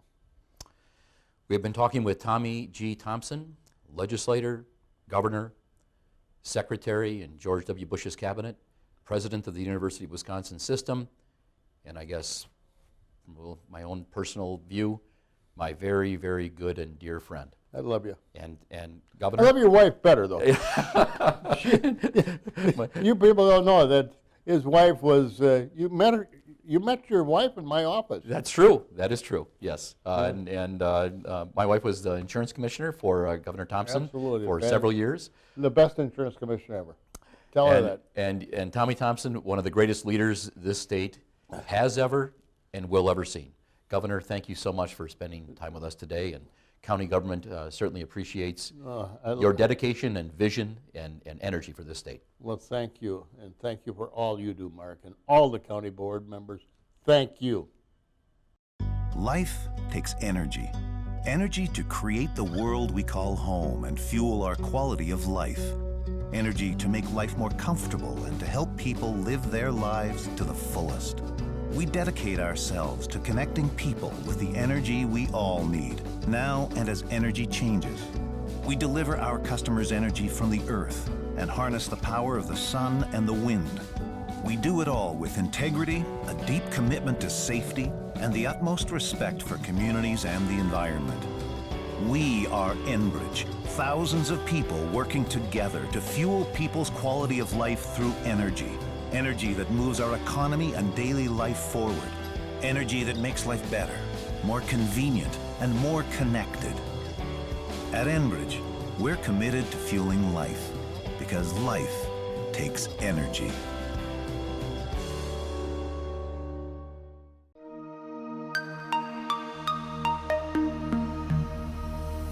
Good morning and welcome to the 2021 WCA Virtual Legislative Exchange. This year's obviously much different than years prior.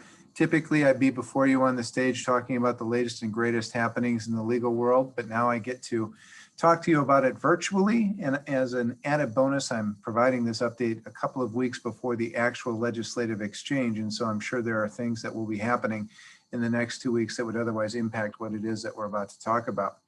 But nonetheless, I thought it'd be a good idea to run through some of the things that we've learned in the past year. It's been quite the year. So what's changed as it relates to county government in a legal standpoint in the last 12 months? And while there's a lot that's changed, I've really narrowed it down to really 3 basic things that I want to talk to you about that I think have dominated much of my time and unfortunately much of your time over the course of the past 12 months. First, we learned that the business of county government has to go on. Counties did not stop operating. Counties did not stop governing. Counties did not stop providing critical services to the citizens that we all serve on a daily basis during this pandemic. And so we had to provide for continuity of governance. When we talk about continuity of governance, it's hard to get together in the midst of a pandemic because we were told that we had to socially distance. We were told that we couldn't engage in large gatherings. And basically we could not meet in the manner that we were accustomed to meeting in from about mid-March, and that continued for quite some time. So what did we do? Well, as counties, we adjusted, we changed, and we did what we do best, which is adapt to provide, again, those critical services. So we had our meetings in a virtual environment. County boards met online in a format similar to how the legislative exchange is occurring. We had committee meetings that occurred online. And when they weren't fully online, we had participants in the meeting engaged in online dialogue, online participation in these meetings. And then of course, as it relates to these meetings, as it relates to the change in the medium and the platform and the environment, we had all sorts of legal questions that arose as a result. How do we comply with the open meetings law in meeting in a virtual environment? Do we have to provide the public with opportunity to participate in a meeting? How do we run a public comment process through a virtual meeting? Can we conduct a hearing, whether it be zoning or a personnel situation? Can we conduct that through a virtual format? Unfortunately, Chapter 19 of our statutes, which contains the open meetings law, neither that chapter nor the Attorney General opinions give us a lot of guidance as it relates to this new virtual environment. I will note that it's through no fault of the Attorney General. The Attorney General has to interpret the laws that are provided to us. And unfortunately, there's just not anything in statute that addresses these issues. And so we had to make the best with what we had. And so we took a look at the statutes. We took a look at guidance from the Attorney General, and we made do with what we had. So as we think about, as we move forward out of this pandemic, hopefully very, very soon, is it time for our county boards, for our county leaders to start thinking about our board rules as it relates to meeting procedures? Are virtual meetings here to stay? Are these hybrid meetings, partially in person, partially virtual? Are they here to stay? Are we going to allow members of committees or members of the county board to appear at our meetings in a virtual environment? All of these things relate back to the particular rules that govern your governance as a county official. So if your board rules do not address these issues, that can be a problem. And so as we think about the questions, as we think about what the future may look like, let's also dust off those county board rules and figure out how it is we structure ourselves in a way that is best going to address our governance model going forward. Second topic I'd like to talk about is the role of local health officers and health departments. I start with this bullet point. Did anybody see this coming? And for anybody who predicted this, I would like to take that person to Las Vegas because I think we could make a lot of money. I don't think anybody predicted that the pandemic would have such a vast impact on county government. And a lot of that is driven by what happened at the state level when the Supreme Court issued its decision in the legislature v. Palm in May of 2020. We saw all of the responsibilities shift to counties as it relates to the role of local health departments and local health officers. We were more or less forced into a position of coordinating both the education effort as it related to advising the public as to best practices surrounding COVID-19 and the pandemic, but then we were also thrust into the role of regulator and enforcer. As you might recall, back in May of 2020, when the Supreme Court issued its decision, it took away enforcement authority on the state health orders from the state DHS secretary.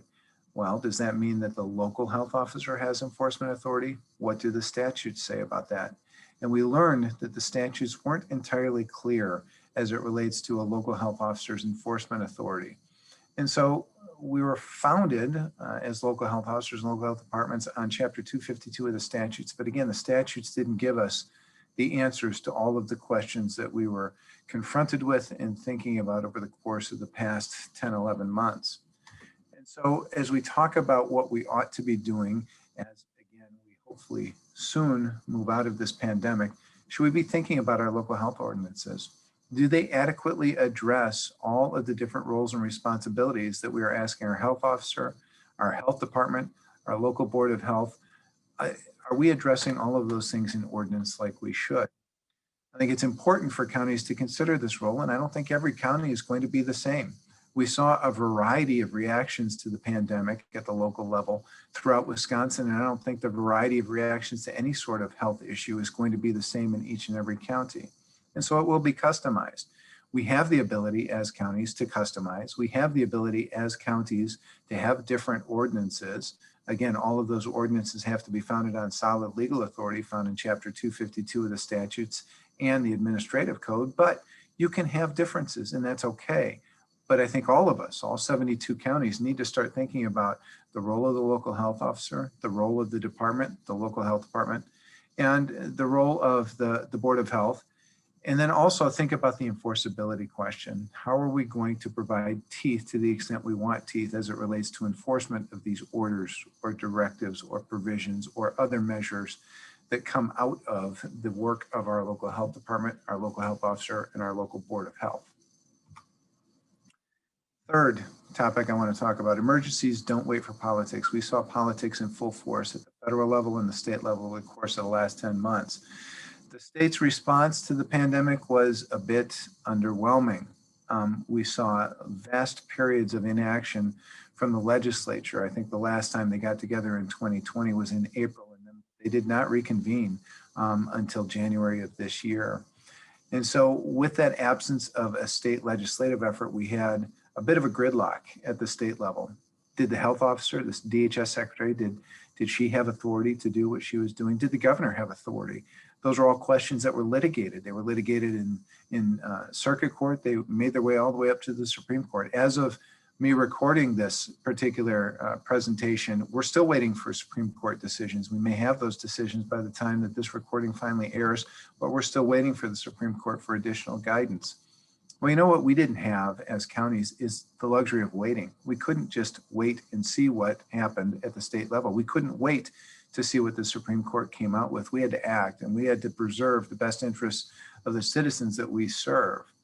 And so that led to the question of what is the county's authority to act in the absence of any sort of specific directive from the state.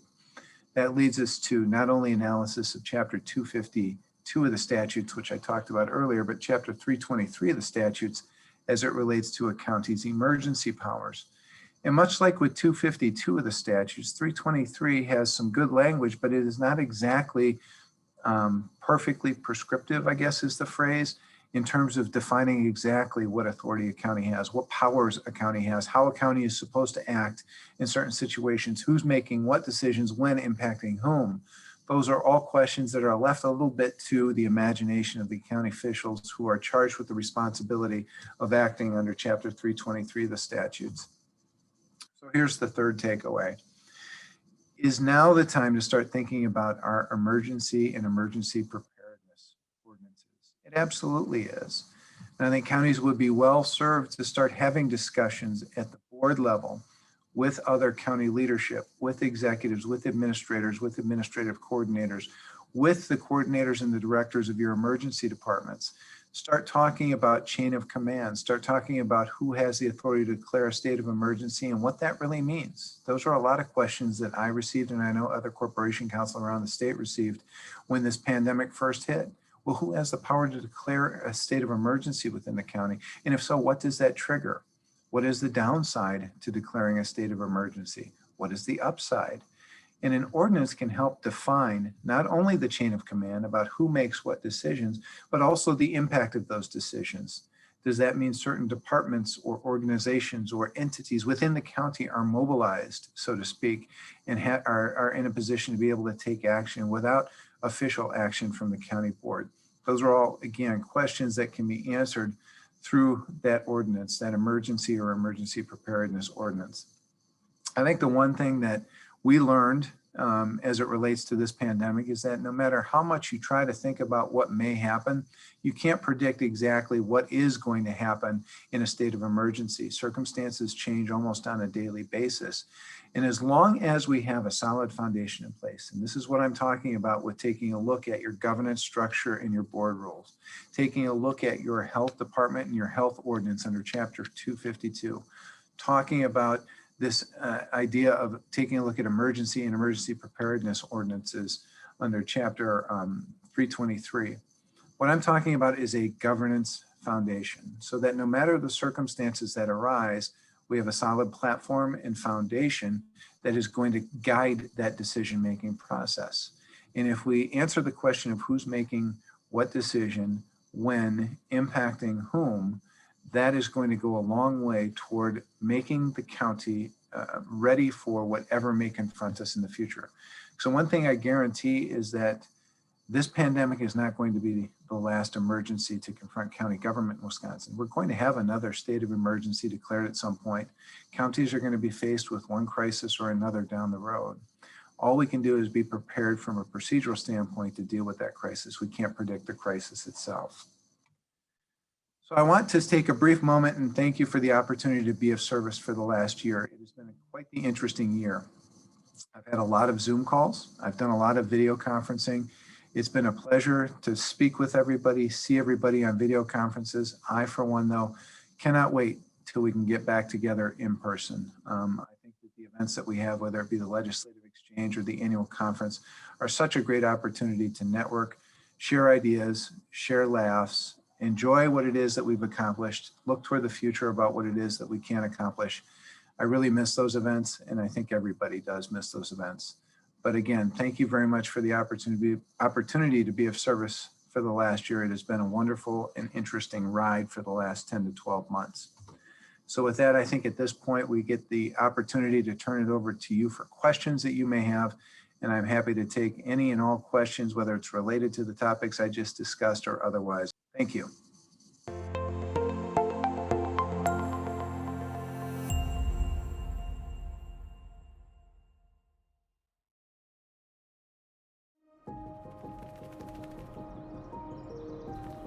When you have a vision, nothing stands in your way. Resourcefulness unravels complexity. Diversity strengthens bonds. Diligence heralds change. And soon, a sustainable tomorrow takes shape. The result of curiosity, agility, ingenuity, fearlessness, bringing you a step closer to a final destination of flight. PFM, advice for people transforming their world.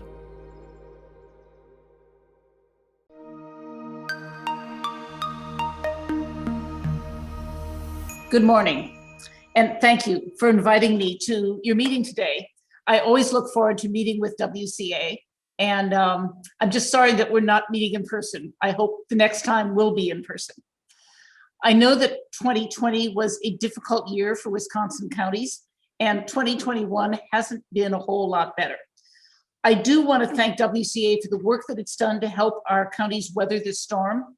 The county administrators and the county board supervisors and the staff, thanks to them for finding a way to keeping everything moving forward despite these rather extraordinary challenges. And thanks to WCA for all that they are doing to build understanding of the value of extension and to keep its programs going in the midst of this pandemic. Here at UW-Madison, we have faced some of the same challenges that you are facing and a few challenges that are unique to the university. So I want to share with you some of the budget initiatives that I hope you'll be hearing more about over this coming spring, and that I hope you'll help us advocate for. But first, let me give you a quick update of what's been happening around the university. So even in a historically challenging time, there's always good news to share at UW-Madison. Let me start by noting that we continue to be quite a hot school for applications. We set a new record for freshman applications this last month. They are up 16% over last year. I think that's the 10th year in a row our applications have increased. They've doubled in the last 10 years. And those increases are both in-state and out-of-state, although historically the increase has been bigger out-of-state. We are now one of 10 public universities in the country in terms of our 6-year graduation rates, 10 top public universities in terms of 6-year graduation rates. And we've reduced time to graduation. Now, time to graduation matters for a lot of reasons, but one of them means reduced debt. A lot of students acquire debt if they stay an extra semester or an extra year. This past spring, 57% of our graduating seniors graduated with 0 student debt. Now, I know you hear a lot about the student debt crisis in the country. I just want to tell you at your flagship university, there is not a student debt crisis, and indeed close to 60% of our students graduate with no debt at all. We have also substantially increased scholarship aid over the last 5 to 6 years. This is something I've particularly been pretty passionate about and have been raising money for. That means we can expand access to low-income Wisconsin students. I'm particularly proud of a program that is now 3 years old called Bucky's Tuition Promise. And Bucky's Tuition Promise essentially says, if you can get into UW-Madison and you come from a family in the bottom half of the income distribution in Wisconsin, that means your family income is $62,000 or less.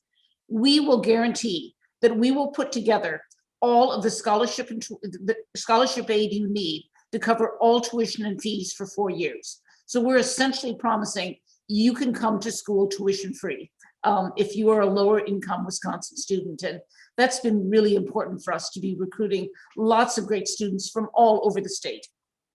I'm proud of the quality of education and the research at UW-Madison, but COVID has made this year a particularly difficult one. When the pandemic hit nearly a year ago, we sent students and most employees home. We changed our entire instructional mode inside of 10 days, and we redesigned 8,000 classes from in-person to online. Now, some of that worked a little better than others, and when we reopened in the fall, we had done a lot of training to make sure that those online classes in the fall really were prepared and ready to run. Among the many things we did, we reconfigured the ventilation systems in virtually all of our buildings. We purchased nearly 2 million masks and 7,300 gallons of hand sanitizer. And of course, we stood up systems for testing, for quarantine, for isolation space. Lots of people at the beginning of fall semester told us this wouldn't work, and I'm happy to say that we proved them wrong. There was a spike in cases at the beginning of the semester. We took some pretty immediate and rather strong measures about that. And by about the 22nd or 23rd of September, our infection rates were low, and they stayed low until the present moment, I will say. Indeed, throughout the fall and the winter, our positivity rates have been below Dane County, and in turn, far below the state for a number of those months. We're now well into spring semester, and we have greatly expanded our testing. We couldn't have done this last August when we started, but we've worked hard all fall so that now we require that everyone has to test twice a week if you're an undergraduate student. We have an app called the Safer Badgers app. By the time I pull it up on here, everybody has it. You take your test, and it shows up as a badge in this app, and the badge has to be green. If you are up to date on your testing and your tests were negative, you have to show a green badge to get into any building on campus. That's basically a way to guarantee that we are keeping track of infection rates. They're staying low. We're testing everyone frequently enough that we know things are under control, and you can see this through the semester. Our numbers have stayed quite low. Now, none of this has been easy, and none of it has been particularly cheap. Our COVID-related expenses, the cost of all of the things we've done around healthcare are approaching $50 million. But that's been necessary to keep our campus safe and to make sure that we catch infections, not just to control them on our campus, but to control them throughout the entire community. The best news this semester is that we have begun vaccinations. UW-Madison is an official vaccinator. To date, we've given more than 7,000 shots to those who are eligible in the current tiering. And I hope over the course of this semester, we're going to be able to vaccinate all of our faculty and staff. We are also working with the local healthcare providers and with the public schools to be a vaccinator, reaching out to the K-12 teachers as soon as in the state we're allowed to start that. And that's going to be March 1st. And I think you're probably meeting after the 1st of March, but as I'm talking today, we aren't quite at that point. After we get all of our faculty and staff vaccinated, my next goal next fall is any student who arrives on campus who has not yet been vaccinated needs to get a vaccination from us. If we can do that, if we can vaccinate our community by the beginning of fall semester, we will have a reasonably normal fall semester, and that is what we are aiming for. So in addition, of course, to educating and keeping safe thousands of students, we're also running one of the 10 largest research institutions in the country. And we've entirely rearranged all the ways in which our laboratories work to make sure we can operate them safely as well. Now, our faculty jumped into COVID-related research, and you won't be surprised to know the federal government has put a lot of money out there to fund and support people who want to research different aspects of either the disease, how we treat it, and or its impacts on various populations. We have, in just 10 months, brought in over $50 million in funding for COVID-related projects. For instance, our faculty are developing better treatments for people who are hospitalized, working to understand these new strains of the virus, designing systems for equitable vaccine distribution, and studying the effects of COVID in communities of color. The public health crisis and its interrelated economic crisis have made the work of our Division of Extension more important than ever. When the Cooperative Extension Program moved back to its original home here at UW-Madison over 2 years ago, we knew we had an opportunity to deepen and to broaden the work of both institutions. But we had no idea at that point quite how vital that work would become very quickly. Over the past year, when counties were faced with questions of what to do with dairy and farm products in the face of market upheaval, Extension staff worked side by side with university researchers to come up with solutions, including direct assistance to farmers. When families faced unemployment and were uncertain how they were going to pay the mortgage or put food on their table, we worked to help them find assistance and to manage their budgets. And when communities had questions about the best way to communicate emergency orders to residents, we helped provide answers to that as well. The governor's budget, which was just announced very recently, near the end of February, includes new funding to support extension, exactly as the Board of Regents had requested. Among other things, the proposal does the following. Additional faculty extension specialists will be in the College of Agriculture and Life Sciences at UW-Madison, and who will work directly with farmers on new technologies to address a variety of problems. Additional regionally based extension specialists focusing on multiple areas, from cranberry to vegetable farming to water quality to improving healthcare in Wisconsin's rural counties. And continued state funding for the Dairy Innovation Hub, which was part of the budget 2 years ago, and which is a collaboration between UW-Madison, UW-Platteville, and UW-River Falls. The Dairy Hub is bringing in federal research grants and private funding. It's helping us recruit top talent and build some high-impact research and outreach programs that focus on helping Wisconsin to continue to produce the highest quality dairy products in a way that is sustainable, both economically and environmentally. For instance, one project is designing a user-friendly mobile app to help farmers apply fertilizer in a way that minimizes costs and environmental impacts. Another project is exploring the health benefits of yogurt and other fermented milk products to help producers develop and promote new foods. It is wonderful to see these projects take shape and to think about the future projects that we can do. I'm very grateful to Governor Evers for supporting new positions in CALS and in Extension, and for putting forth a budget that will help us recover from the effects of this pandemic more quickly and return to the classroom in the fall. And I very much hope that you will help us advocate, now that the budget has gone to the legislature, for keeping those expansions to Extension in the budget when it gets passed this coming summer. UW-Madison is facing a lot of financial issues. We estimate from when this pandemic started a year ago, March, through the end of this fiscal year, which is the end of June of 2021, we have lost $320 million compared to what we would have estimated a year ago. That includes a lapse of $51 million in state funding that was supposed to support, among other things, the Dairy Hub, and we have continued to fund that by cutting other things. Our staff and faculty are taking a full year of monthly furlough days, and we've been implementing budget cuts across UW-Madison in response to the financial losses. As you know, many of you, our athletic program has taken a $50 million hit over the year, as has our housing. And we've had to respond quickly to reduce expenses in order to deal with that. A budget cut to UW system schools this next year, on top of the pandemic effects, would be devastating. But the good news is the governor's budget actually proposes a very generous expansion in funding for UW system schools across the board. And now, again, that is shifted to the legislature to be debated in the legislature.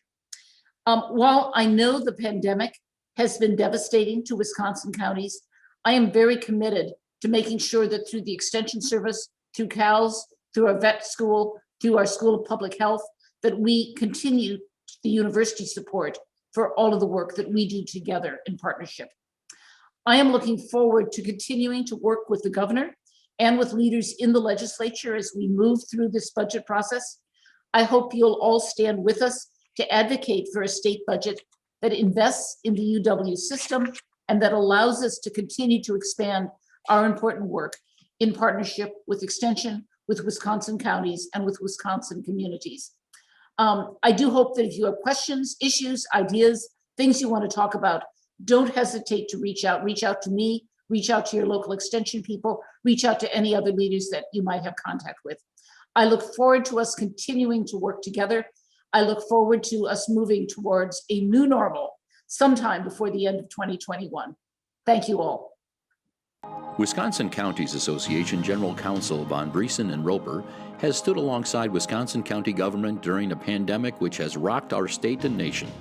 The attorneys at Von Briesen and Roper worked closely with WCA to navigate the constantly changing landscape of COVID-19 and its impact on counties. From daily briefings early on to leading webinars on timely topics, they have helped counties weather the unprecedented storm and have kept our state moving forward. It has been our privilege to partner with Wisconsin counties as they continue to meet the critical needs of our citizens during the pandemic while operating in a constantly changing environment. We're honored to be a part of the county family and definitely look forward to the future.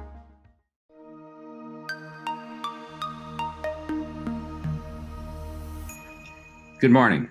So happy to be here talking with you this morning. I'm Dale Knapp, the WCA Director of Research and Analytics and the Director of Forward Analytics, the research arm of the Wisconsin Counties Association. I wish we could be together in person, but we find ways to make do during these trying times. This morning, I'm going to spend a few minutes talking about the economic damage that COVID has caused in our state. I'm going to look at where we are now and what might lie ahead. This is all based on a report that we put out in January called The COVID Economy. It's available on our website at forward-analytics.net, or you can go to the WCA website and link to Forward Analytics and see it. And I've updated some of the data for this presentation because, as we know, this is sort of an evolving situation. So let me start with a big picture summary of what we're looking at. 3 events that were really unprecedented in terms of magnitude occurred last spring. The first is the decline in GDP. So gross domestic product is the broadest measure of Wisconsin's economy. Second quarter, we saw the largest decline on record. Now, this is not the largest overall decline in GDP, but the largest decline in that short of a period of time. The largest surge in unemployment claims that we've ever seen. And we know that the Department of Workforce Development was swamped and had really struggled with processing those claims. And we also had the largest federal stimulus ever. And for the most part, it was very effective, as we'll see, in limiting the economic damage. Since that big surge down, we have seen recovery. We've seen slow and steady progress, although we are seeing some indications that progress stalled out last fall and early winter. This was a downturn that really affected low-income households much more than any other sector of the population. And then we're going to look at 2021, and there are some reasons to be optimistic as we look forward. So let's look at that initial shock. So what we're talking about here is generally from mid-March through May was the bulk of the initial shock. Some of these numbers we're going to be looking at a little bit longer time period because, for example, for GDP, the downturn really started in April, and so we saw some overall decline in first quarter GDP. The big downturn, 9.4% in the second quarter. So the first half of 2020, our GDP was down 11.4% from the fourth quarter of 2019. To put that into some perspective, only 8 states had larger declines in terms of GDP. So the downturn really hit Wisconsin very hard initially. When we look at jobs, the number of jobs in April were down 15% from February, the largest 2-month drop on record. And I think when we look at unemployment claims, that really puts it in terms of people, in terms of the number of people that were affected. So for just a 6-week period, mid-March through May, 440,000 Wisconsinites filed initial claims for unemployment. That's 15.6% of those who were employed in February. So, a really big downturn, and unemployment claims soaring, and really unemployment claims continued to be at near record numbers for quite a number of weeks after that, even after May. Now, despite all of this damage, it could have been much, much worse. What we are looking at in Wisconsin was what I call an $18 billion cushion. Essentially, this was the result of the Federal CARES Act. And what I'm focusing on is three components here. The PPP loans, which were loans to generally small businesses to help keep workers on their payrolls during that initial part of the pandemic. And those loans could be forgiven if they were used for payroll and a few other things. So $9.9 billion infused into Wisconsin's economy in terms of the PPP loans. The economic impact payments, the $1,200 payments per individual that occurred mostly in April, May, and a little bit in June, added $5.1 billion to the state's economy. And the additional $600 per week in unemployment benefits, federal unemployment benefits, added about $2.7 billion to the state's economy during the second quarter of 2020. So one way to really show the impact here is to look at what's called personal income. Personal income is another broad measure of the state's economy. It generally follows GDP, but rather than personal income falling in the second quarter like GDP did, it actually rose 8%. So a big turnaround in terms of personal income. And what we're going to see is that really supported spending. It supported, it kept people in their jobs. So it really helped support the economy and lessened the damage that could have happened.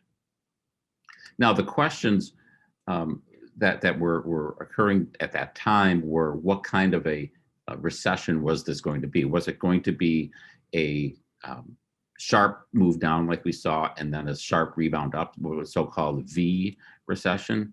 Was it going to be U-shaped in terms of it goes down, it stays low for a while and then begins to rebound? It's looking more and more like, I would call it the square root recession, in that it declined, it came back down, it came back up partially, and now has sort of flattened out, sort of moved flat to the right. So again, looking at some of the measures that I just talked about, GDP rose 8.8% in the third quarter. Again, a big rebound, but it remained 3.6% below pre-pandemic levels. And given Wisconsin's GDP grows relatively slowly, we're still a ways away from being back to quote unquote normal. In fact, the Department of Revenue in their November report, they're not expecting GDP to get back to pre-pandemic levels until 2022. So we've got a ways to go if their predictions are right. Same thing with jobs. Jobs began climbing after the steep downturn. They climbed all the way through September and then declined slightly in October and November. And in fact, the August and September growth numbers were actually relatively anemic. So what we were seeing at the end of the year, again, was a rebound and a stalling out. And again, going back to the Department of Revenue's report, they don't expect overall job numbers to get back to pre-pandemic levels until 2023. So again, a long way to go. Looking at what sectors were hit the hardest, overall, as of December, if we look at job numbers relative to where they were in February, pre-pandemic, all jobs were still 7% below where we were. But the industries that we know were hit the hardest are significantly down from where they were pre-pandemic. The arts and entertainment industry down 38%. The accommodation industry, hotels and motels, still down 35% from pre-pandemic levels. Restaurants and bars down 2.3%. And even manufacturing, which we don't think about a lot in terms of the impacts that it had on manufacturing, but continues to remain 2% below pre-pandemic levels. And the arts and entertainment, accommodation, the food service industries, you'll see we're going to be coming back to those continuously, because again, the nature of this pandemic and the recession really wreaked havoc in those industries. More broadly, it was really small business that got hit the hardest. We have some data from researchers at Harvard University that have been tracking both in Wisconsin and across the country some of these indicators in almost current time. As of February 4th, they're estimating that the number of small businesses in Wisconsin that were open still down 23% from January of 2020. And if we look at a different sector, the restaurant owners, so CERT November survey of restaurant owners, 37% of Wisconsin restaurant owners in November thought there was a good chance they were going to be out of business within 6 months without some help. In particular, they were looking at federal assistance. So a really, not a bright picture for small business and in particular for restaurant owners. Now, the industries that we talked about, the accommodation industry, the food service industry, arts and entertainment, they employ a lot of workers that are at the lower end of the pay scale. And so while recessions generally hit low-wage workers a little bit harder than everybody else, it's particularly bad this time. So this, again, goes back to the Harvard data. And what they've been doing is tracking jobs in terms of what they call low-wage, moderate wage, and high-wage jobs. The cutoffs being an average of $27,000 a year, an average of $60,000 a year. So those are the cutoffs that define these groups. And what you see here, the orange bar, the low-income, low-wage workers, in April, down 33% from where they were in January. A huge drop. And again, it goes back to the accommodation and restaurant industries. We see the rebound that I talked about over the summer, but even then, they only got back to about 12% below where they were in January, and that has eroded as we've moved through the fall and into the winter. So by November, those low-wage jobs still almost 19% below where they were in January. And again, compare that to the high-wage jobs. High-wage jobs took a little bit of a hit early on, but then by November are actually up over where they were in January. And that makes some sense.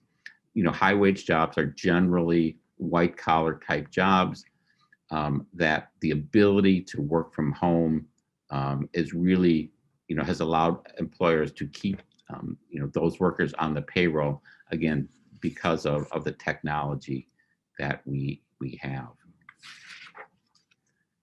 Now, with low-wage workers, again, being hit the hardest, these are the residents, the workers in the state that can least afford to be laid off. They don't have the savings built up to cover a layoff, especially for a long time period. And so what we can do is we can look at a couple of measures that show this impact on the low-income families.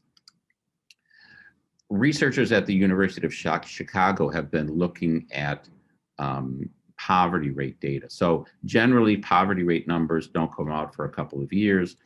They're looking at the Census Bureau survey on a monthly basis and calculating for the US what poverty rates are. And what they're seeing is that as of January, the U.S. had a poverty rate of 10.8%. With the Fed stimulus, they actually saw poverty go down, in the late spring and early summer.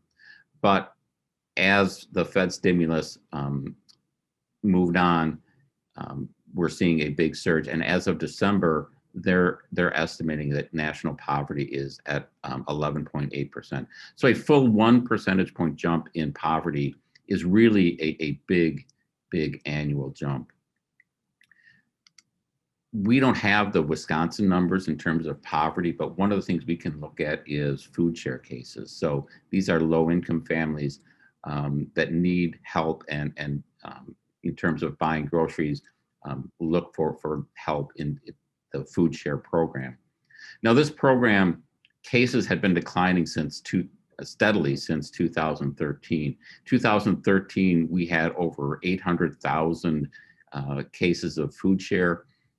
By February of 2020, we were down under 600,000. So a long, steady decline in food share cases.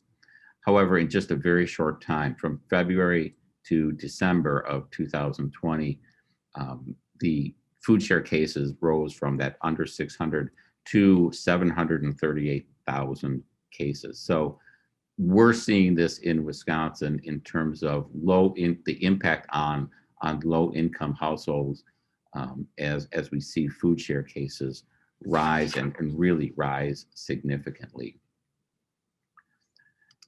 Now, that's what's been going on at the state level. And I know as county officials, you want to kind of know what's going on in your county. And it's a little bit difficult because a lot of the data is not available at the county level. So what we can do is we can take some of the county data that we have and get some sense of where the impacts were the greatest and where they were the least. And so what we did is we looked at the average unemployment rate from April through November and how that changed from the same period in 2019. So what we see are the darker orange counties are where in terms of unemployment anyway, where the impact was the largest. The darkest orange unemployment rates were at least 7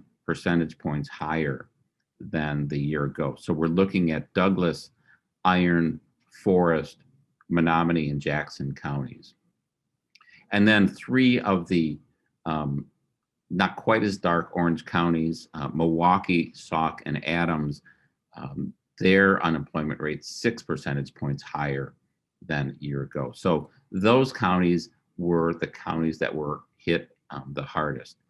If you look at all of the shades of orange, the one pattern that you do see is that, northern Wisconsin, the very northern part of the state, was really hit the hardest, with some pockets on the west and west central parts of the state. The least affected counties, the very dark green, were interesting. They were all very rural counties, Rusk, Taylor, Clark, Kewanee, and Lafayette. Their unemployment, while it rose less than 3% on average over the period.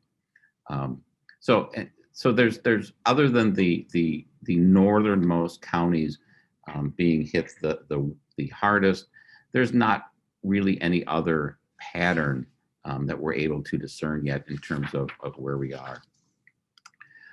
Spending shifts, what we're looking at is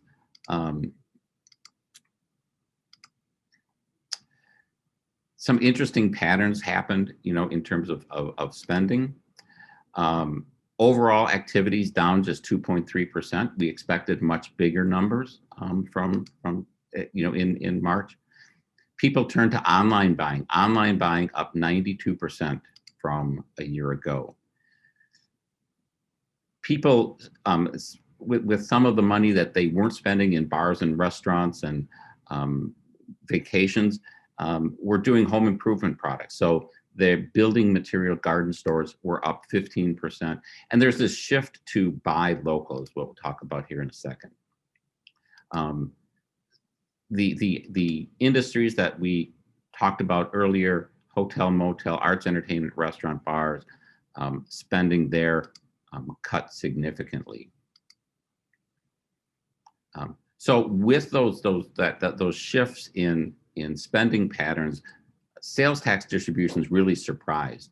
The vast majority of counties actually saw increased sales tax collections over the year, led by some counties in the Northwest, which were up 12 to 15% year over year. And that goes to that online spending and the buy local. So it looks like residents weren't going to the urban shopping malls to make purchases anymore. They were buying at their local stores in their local communities. We only saw 4 counties with declines. The 2 largest counties in the state, Milwaukee and Dane, and then Sauk and Monroe counties had declines. Monroe's was very, very small. So some good news for counties in terms of sales taxes. There was a big concern about sales taxes really being hit hard. That didn't occur. So looking ahead, there is a lot of good news. The number of COVID cases has been really declining fairly steadily since mid-November. On mid-November, the average number of cases over 7 days was over 6,500. As of mid-February, we're down to 767. So a big decline, in the average number of daily cases. We've got the vaccine rolling out, which again is good news. My one concern that could delay the recovery and really stall it some more is the new COVID strains, particularly the British strain, which is much more contagious than the strains we've been dealing with. Should that take hold, we could see, another surge in cases, which again would stall the recovery. But for the most part, we've got good news heading into 2021, though, as the Department of Revenue numbers indicate, we've still got a ways to go to get back to where we were pre-pandemic. So with that, thank you for your time. I hope everybody had a good conference, and with that, we'll open it up to questions.